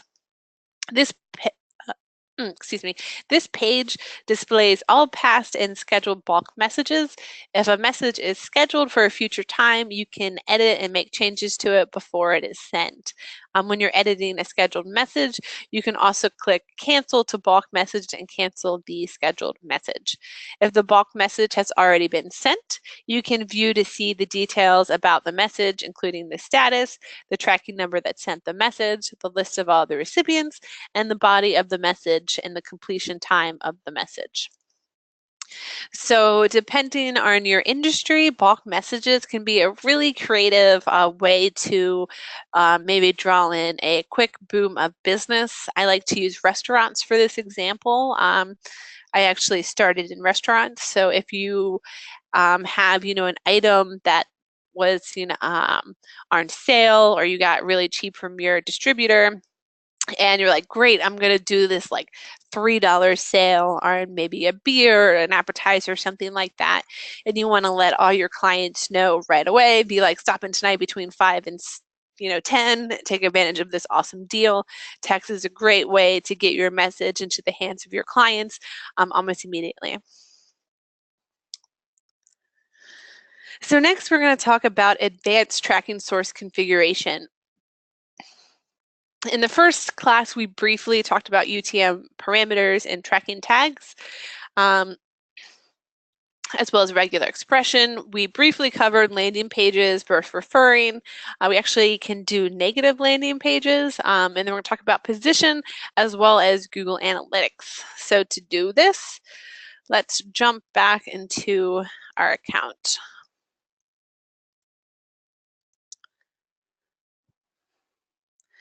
All right, here is our call tracking metrics account. So let's go to numbers, tracking source, and let's create a new one. So just to give a quick recap of what we covered before, we do have our presets. So this is going to be pre-configured tracking tracking sources for you. So what it's going to do is basically have all the configurations done for you. So if I select Google AdWords, we've already got a description. It's going to make the type on site, and then it's going to swap based on the presence of the GCL ID, and it's going to make it in position 1. Now, if we wanted to make this last touch, we could enable that here. We're going to scroll down. We have ROI reports that will utilize the call scoring. So if I know that I spend $500 a month for AdWords, I could plug that in here. And then as I score the calls and say, you know, this call converted for $55, this one converted for $100, it's going to take that conversion amount and put it up against my cost per month, so to actually generate an ROI report for me. So that's pretty cool. Here we can set some defaults for the information we send into analytics. Now note, this is only going to happen if we don't have any session data. So in the case of Google AdWords, I would know that anytime this number is called, it should be associated with the source of Google and the medium of CPC. Now, the other terms are probably a bit too vague because this is just for Google AdWords. So this is going to cover all campaigns and all keywords. But if I was doing a campaign specific one, then I could say, you know, this was campaign A. And if you're doing your sources at a keyword level, which you can totally do, we don't necessarily recommend it. We don't discourage you from doing it. It's just not necessary for our reporting. But if you wanted to create a tracking source per keyword, you could do that. And then you could program in the defaults in the case that we weren't able to capture it. So if we're able to get session data, this will not overwrite it. It's in the absence of session data. It'll send it in to analytics with this data. All right, and then this is where we can do the negative URL matching. So we could say exclude these websites. So that's pretty cool too. So that is a little bit about tracking sources. We're going to revisit this in just a moment.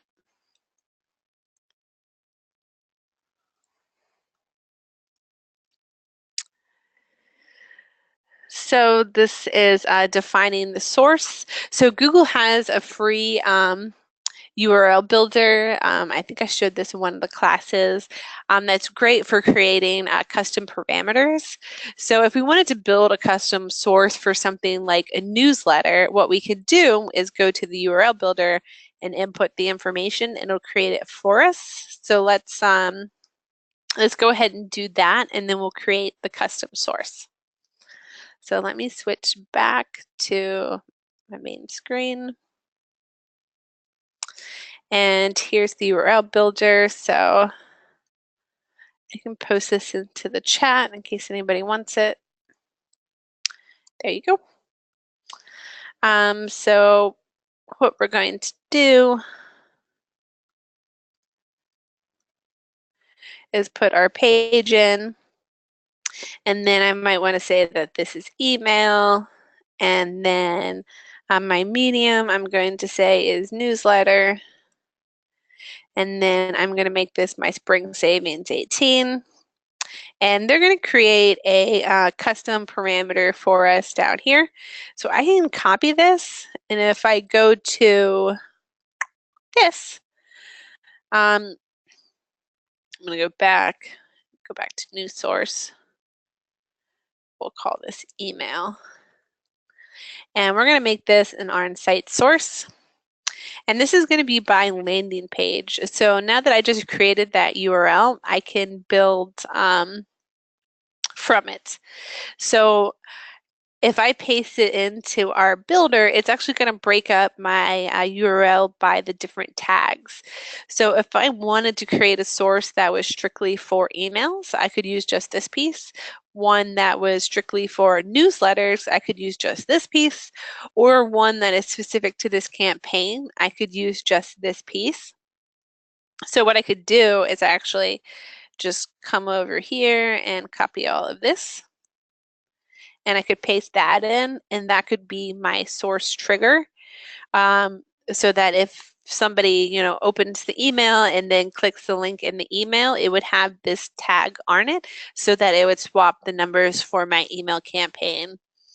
If I took this away, this will actually build it for us using regular expression. So I could click in here and say I need it to have all of these fields, and it will build it out for me using regular expression. I think this just looks a little too complicated personally. That's why I like to use UTM parameters in this case. So I could just come in here like that. And there we go. Now this tracking source will only swap when these tags are associated in the landing page URL.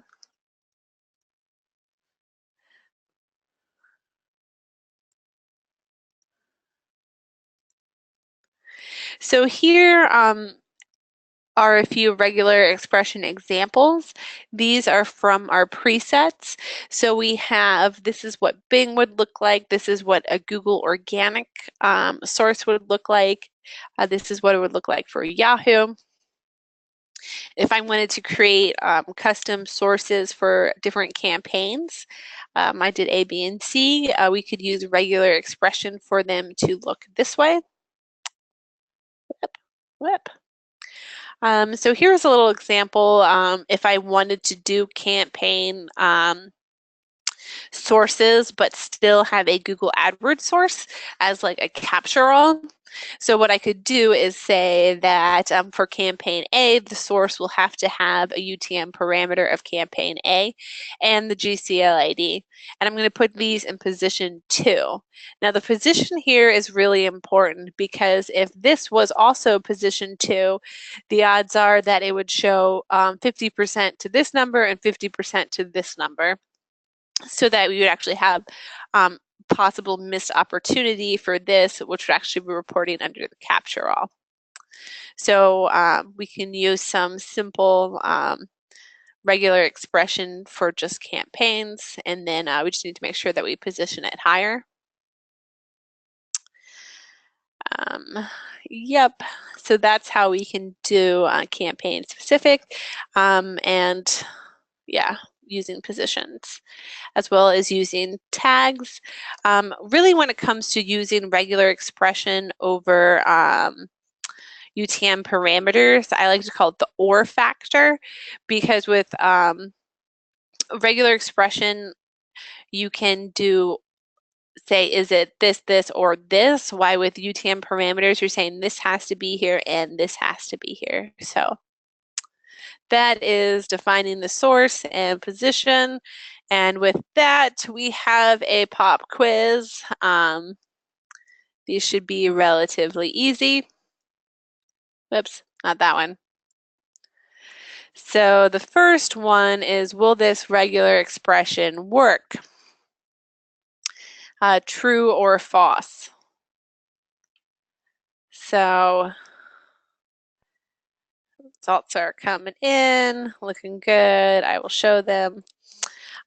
False, because these are just commas, and commas aren't a regular expression to mean anything. If we wanted to create a regular expression for all of these, maybe like an all organic, we would have to put a pipe, because a pipe means or. So it could be Bing pipe, AOL pipe, and those would make that a real source.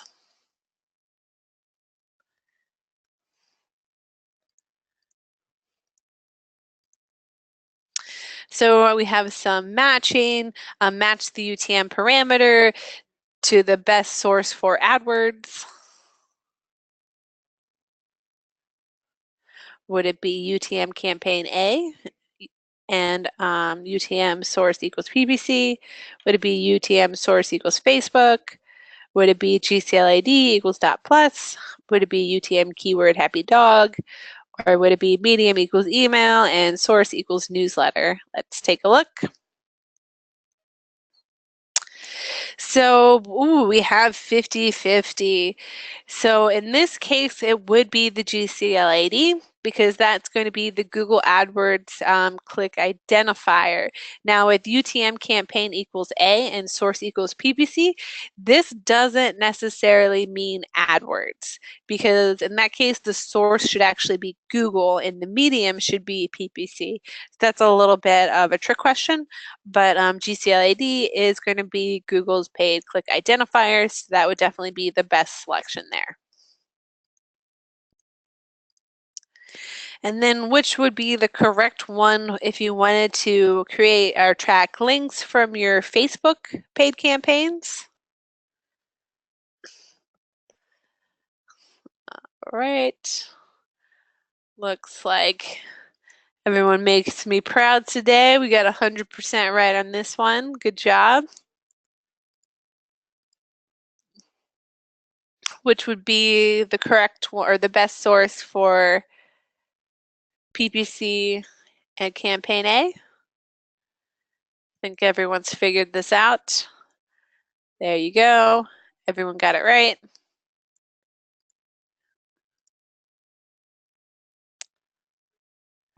So what would be the best run for the source of happy dog?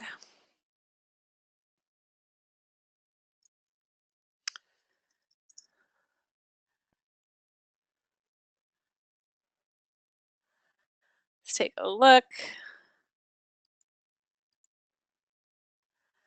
Like, okay, 71% of us got it right.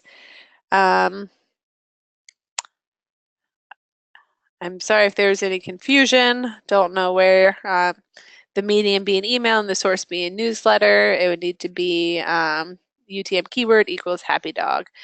Maybe because I said source, I should have said keyword. And then which would be the correct one for newsletter?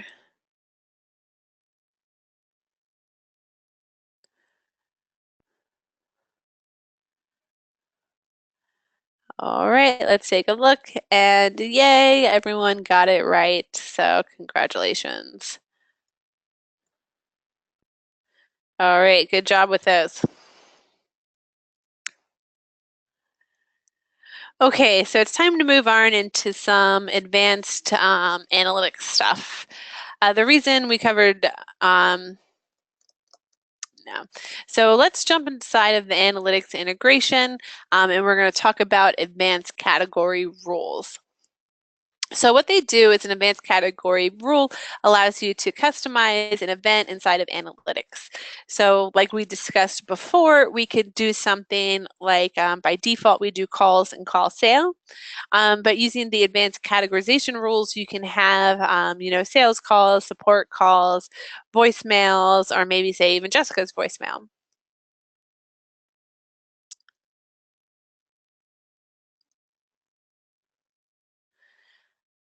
All right, so let me show you this inside of call tracking metrics.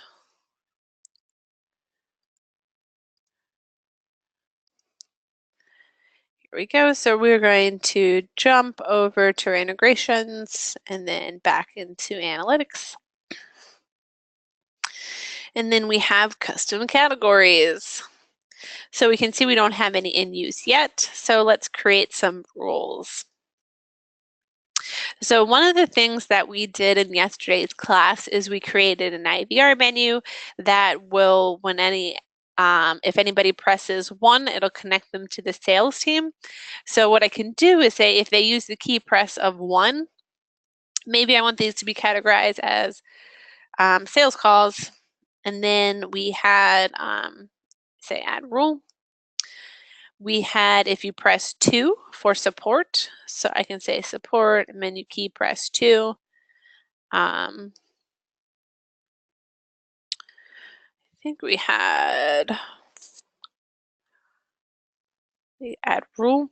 We made it so that if there's a voicemail, it will tag it with voicemail. but I haven't got any of those, so it's not there yet. So we can leave that off. But with these rules set up now, so if people interact with our IVR menu and press 1 for sales, now rather than this going in as a call event, it will go in as a sales call. So this is a really great way to, I think, further qualify your conversions that you're importing into AdWords. So a little use case here at Call Tracking Metrics, we use this because we still have a bunch of our clients who will actually, click our ads and then call in for support. And I don't want those to count as conversions in AdWords because they're already clients. So that data is really useless to me as far as a marketing optimization, as far as that goes. So by separating the two out, I can still monitor how many calls from AdWords are coming to our support, because that's an interesting metrics for me, but I don't want those to go into AdWords as conversions. So by separating them out by sales calls and support calls, it's a great way to further qualify my goals that I'm importing as conversions. So that's advanced category rules. I always say to use these like a fine spice, that you can't, I wouldn't recommend going nuts with the advanced categories. Inside of analytics, per view, you're only allowed to create 20 different goal types. So if you're creating, all these different categories, you're going to want to create goals for them, and you only have 20 options total. So most of the time, people are tracking other things as goals in analytics, like form fills or destination pages that you wanted them to reach. So I would use these sparingly because they will take up a lot of your goals. So that is advanced category rules. And also you want to be really careful that you don't create overlapping rules. So if I had this one say press 1 and this one also said press 1, it's going to corrupt things. It's not going to know what to do. So it might not do anything. It will just make it very difficult. So always, always, always double check your work.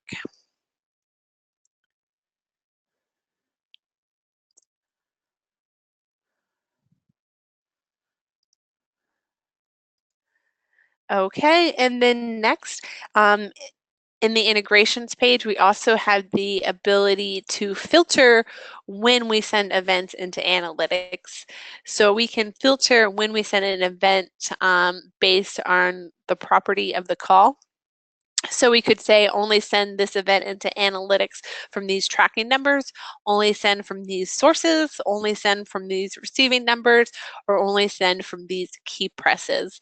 Now, it is very commonly confused when we say filter, because that makes it sound like we're filtering out, but what we're filtering is only when that case is met, we're going to send the event into analytics. So let me show you what that means. So here we have event filters. So maybe I only want to send my Google AdWords source into analytics. So now with this, only the AdWords, everything else will be left out. Now you need to be careful. This is going to be if all of the scenarios match. So if I say it has to be this tracking source and this key press, or yeah, that might be a more effective one, since that would be sales. So it would have to be both to Google AdWords, and they would have to use the key press of one. If they connected to you by not going through your IVR menu, that wouldn't go in. So you need to make sure that all of that works, and you can't stack. So if I said it has to meet, it has to be a Google AdWords source, and it has to be, they hit key press 1, 2, or 3. It doesn't work that way. They would have to hit key press 1, 2, and 3. So keep that in mind when you're building these. If you use these at all, I would say just, be very careful with them. You don't want to prevent your data from showing up. So We'll just remove all those and save. So that's filters. Filters can be very useful if you're trying to only send select data into analytics. Otherwise, I would steer clear from those. And then custom category rules are really nice for customizing things like, well, the category of the call to be something a little bit more specific. So rather than grouping all of your calls together, you could say, you know, sales calls versus support calls versus, you know, calls to the HR department. Okay.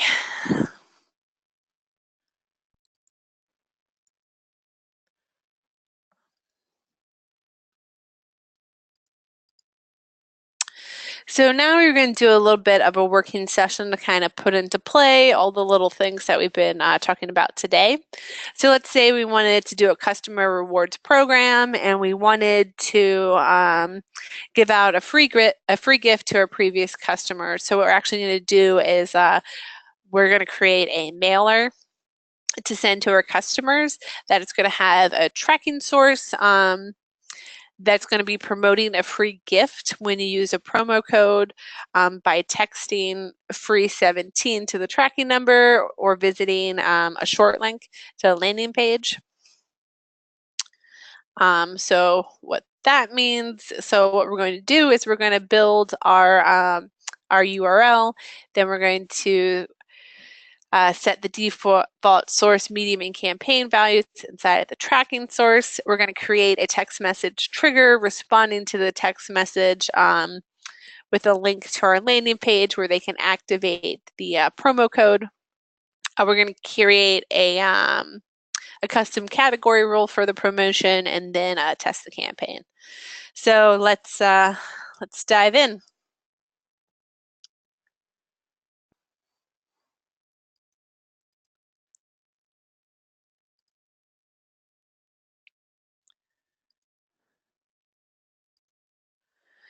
All right, so the first thing we're going to do is actually go back to our URL builder. We're going to leave this page. We're going to say our source is a mailer. Our medium that we're going to be targeting is going to be text message. And then the campaign name that we're going to do is rewards 18. Oops, 18. So we have our link. We can copy this. So then we want to come back to call tracking metrics and go to numbers tracking source. We're going to create a new tracking source. We'll call this rewards 18. We're going to make it an on-site source. I could paste in the whole link here. I don't want, it's not necessary to have your website because this could be, you know, this is saying like just the home page and this, which they could move all around. So that's why I like to leave it at just the parameters. And then we can hit save. So we can scroll down. This is going to be on site. So let's go ahead and make this like a position for last touch because it's email or text. We'll make it last touch just because. So I can put program in just in case we don't get the information. My source is going to be a mailer. My medium is going to be a text message. There we go. Then we can hit save. So now I have a source for my mailer. So what I'm going to tell them to do is to text free to the phone number.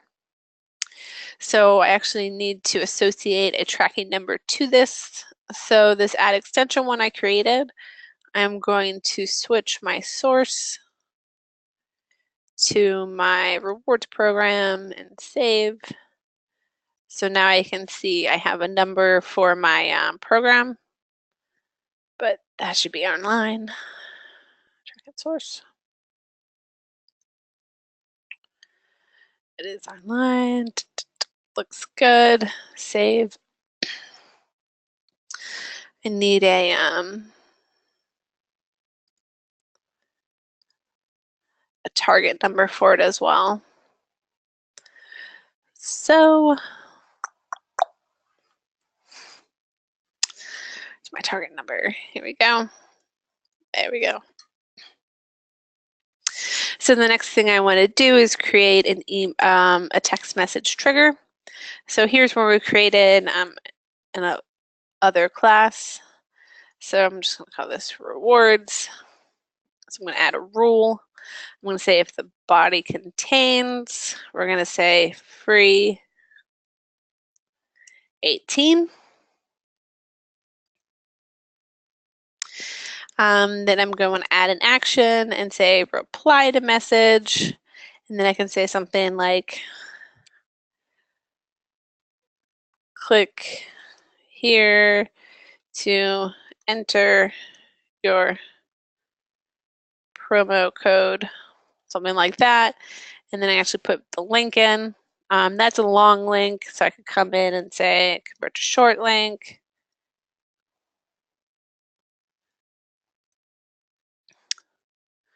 So then this could route them to a page where they could put in that promo code to activate it. And then I would want to add it to a tracking number, but mine does not look enabled. So add that.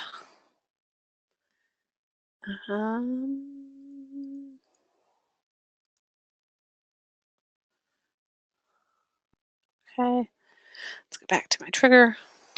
Of course, it's gone now. Rewards. Okay, so my number's there. That's good at least. So if the body contains, what do we say? Free 18, that action of replying with, it's not going to save it.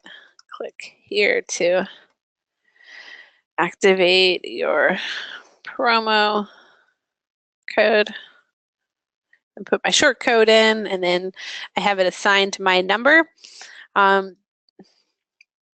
This is the one that we want to use. We don't want it to work for all of them because obviously, people coming in from different sources, we want to make sure we're sending it to the right people. There we go. So free 18. So what we can do as well is we can create a keyword spotting rule for this. Now let's actually do, well, yeah, so we're going to create a keyword spotting rule for this by going to reporting keyword spotting. We're going to create a new rule. We're going to say add keyword. So in this case, we're going to say if somebody calls in and says free 18 rather than activating the text, we could say in this case, if they do that, we want to tag the call with rewards program. It's actually campaign 18. We can tell it to add the action of scoring a call with stars. We can add an action and tell it to convert the call and enter conversion amount. So we could use some of the logic that I think Target uses. I heard that the average Target user will spend $90 every visit. So Target has really been pushing like these random promotions where it's like, $5 off, because they think if they can give you $5 off, they give you $5, you spend 90, they profit $85. So using something like that, we could say, convert this call for $85. There we go. So that's your keyword spotting rule. And then we need to make sure we have it associated at account level.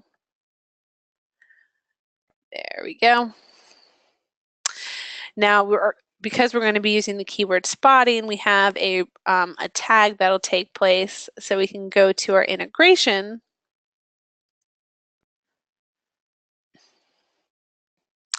and create a custom category.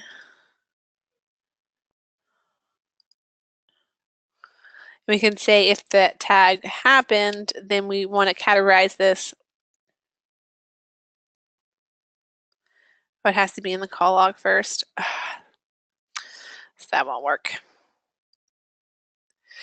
Okay, so what we actually need to do is to test the campaign real quickly.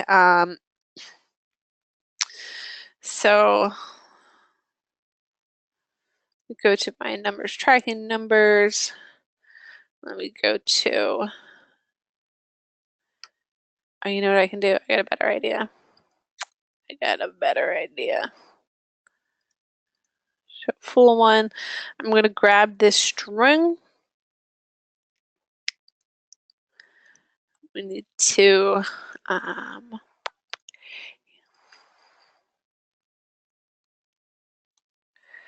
drop that in here.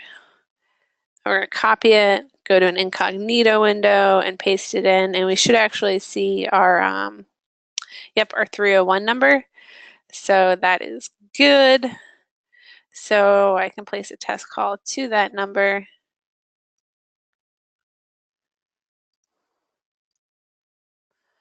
Make a call through here.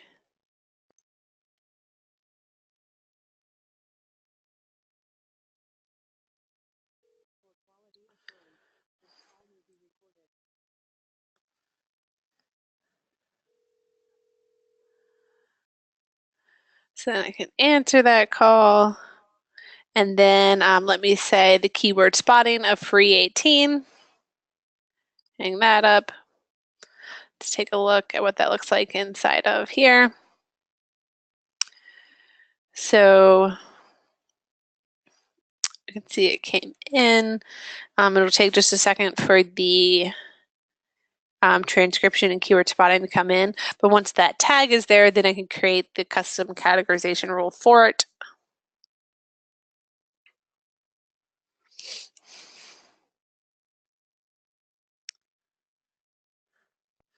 Let's actually go back to our text trigger while we're waiting for that, and we can say edit. And then in this case, we want to add another action, and let's add a tag of our rewards campaign 18. Save. Here. Still taking a minute. Now, one of the things that have changed since yesterday and today is now that we're linked to analytics, the icon shows up, and as I hover over it, it's going to tell me the that we sent the event into analytics. It's going to tell me that it went under the category of calls, and it's going to show me the property we sent the event into. While if I look at these calls, you can see that we don't have that link. So I know that all of this won't be reporting in analytics because we just didn't even try to. So my keyword spotting is taking longer than I'd like. So let me just text to this number. I just have to have that tag in place to create the category rule. 9, 4, 5, 7, 8, 4, 6.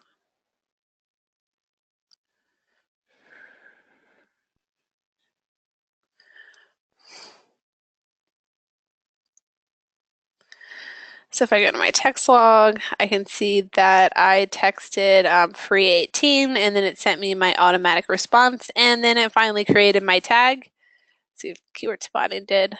Oh, there it went. So the keyword spotting also did. So now what I want to do is add the category rule. Say add rule. I'm going to call this, what do we want to call this? Rewards campaign. And then I'm going to say if there's the tag of rewards campaign. Oh, I have 2 of them. Need to fix it. So that will create a separate category for those calls inside of analytics. So now if I text again, we should be, ooh, look, it pulled in my little parameters. So that's pretty cool because we tagged it with those UTM parameters. So now it's going to tell me the source, the medium, and campaign. So I can see that it's text message campaign and that the medium was, I'm saying everything backwards. The medium was text message and that the campaign was rewards 18. So let's real quick place one more test call. No, let's do a text message. So we don't have to wait for the keyword spotting.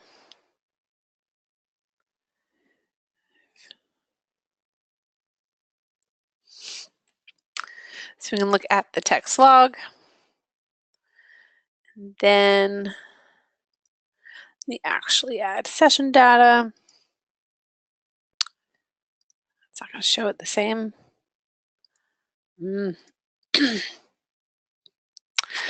Well, maybe I can see inside of analytics. Events.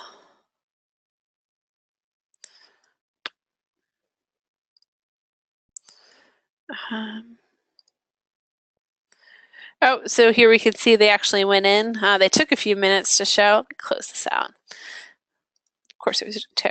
So here's our real-time our real-time reports inside of analytics and looking at events.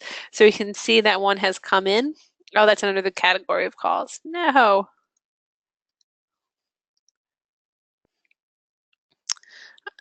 These new ones should now be coming in under the category of rewards program, but it's not doing it. It will, it's just going to take a minute. So that was really our working exercise. Unfortunately, it's not displaying as wonderfully as I would like it to, which is show me more. So if we go to our events, none of them have populated yet. So that's another thing to know. Even though we have calls and stuff that are coming in, Google does not report in real time. So it's really hard to see when you can't look at events in real time in the behaviors tab because they just don't show up. And the real-time reports will show for 30 minutes, but that doesn't necessarily mean that when you drop off, when it drops off at real time, that it'll show up under behaviors. There could be potentially like a 2-hour time gap there. So something else to keep in mind.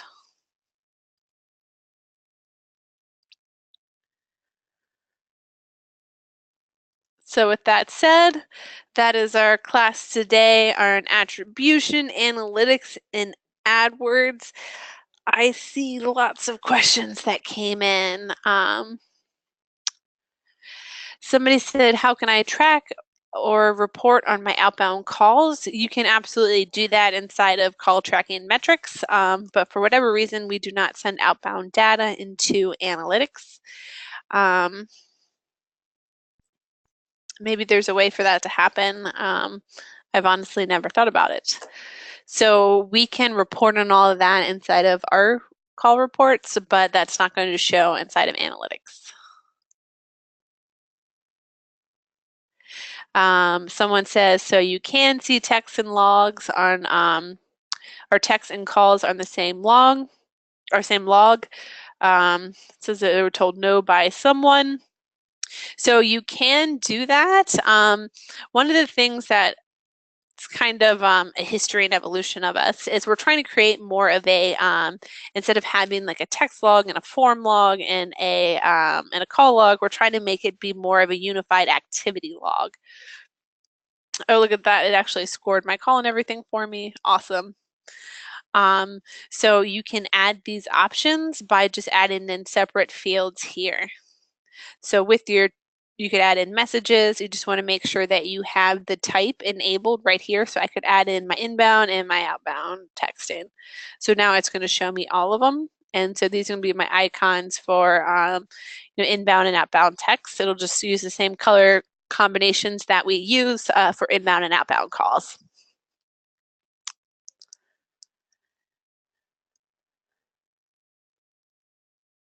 Somebody asked if I can send the link to the handouts on the blog. Yes, absolutely. Let me actually show you where that is going. I think I still have it up. It's not going to be inside the blog. It looks very similar to the blog, but it's the training center. And we have the academy. So for day 1, we have the recording here. If you open it, and then all the handouts will be underneath. Same with yesterday's class. If you open it, we have the recording and all the handouts underneath. So the recording typically takes about an hour to process. Once it's done, I will post it here, and then you'll be able to get the handout of the slide deck as well as the recording of the presentation. And I do apologize that the handouts haven't been working this week. We've already set up a call with GoToWebinar to review that. So hopefully this won't be an issue going forward. We're also planning on doing the Academy the first week of May as well as the first week of June. So if you wanted to revisit this live, we'll have those dates up fairly soon.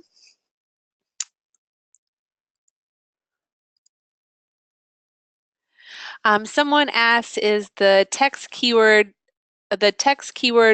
tracking case sensitive? So that's for the triggers. I can actually show you an example that it is not, because I believe, what did I do? Free 18, and I'm pretty sure in my trigger I did all caps. Actually, let's test that out real quick. I'm pretty sure that it's not. So let me send it again in all caps. Free 18. Oh, I'm wrong. It is sensitive. I didn't get, oh, nope. I'm wrong again, because now I see it. So let me refresh. So here you can see I did it in all caps and I still got the same response. So not case sensitive. Great question. There's a whole bunch of them. One, somebody said GCLID is not a UTM parameter. Did I say that? Oopsie. I like to say it all the time. Even the experts make mistakes. Somebody asked me, would you suggest adding offline calls into Google? It says GA, so that could be Google Analytics or AdWords. I'm going to assume it was Analytics. It's really up to you. I don't think it hurts. It's really up to you. I like to view all of my calls along with my session data. I can't say that it's going to hurt you or benefit you. It's really, what are you trying to do? What's the objective of the report that you're building? If it does include offline calls, then absolutely. If offline activity isn't as important to you, then, probably not. Let me see some of the other questions coming in.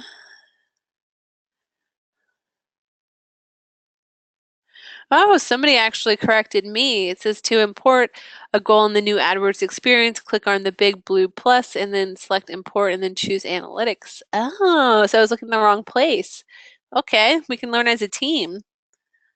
Okay, I did not know that.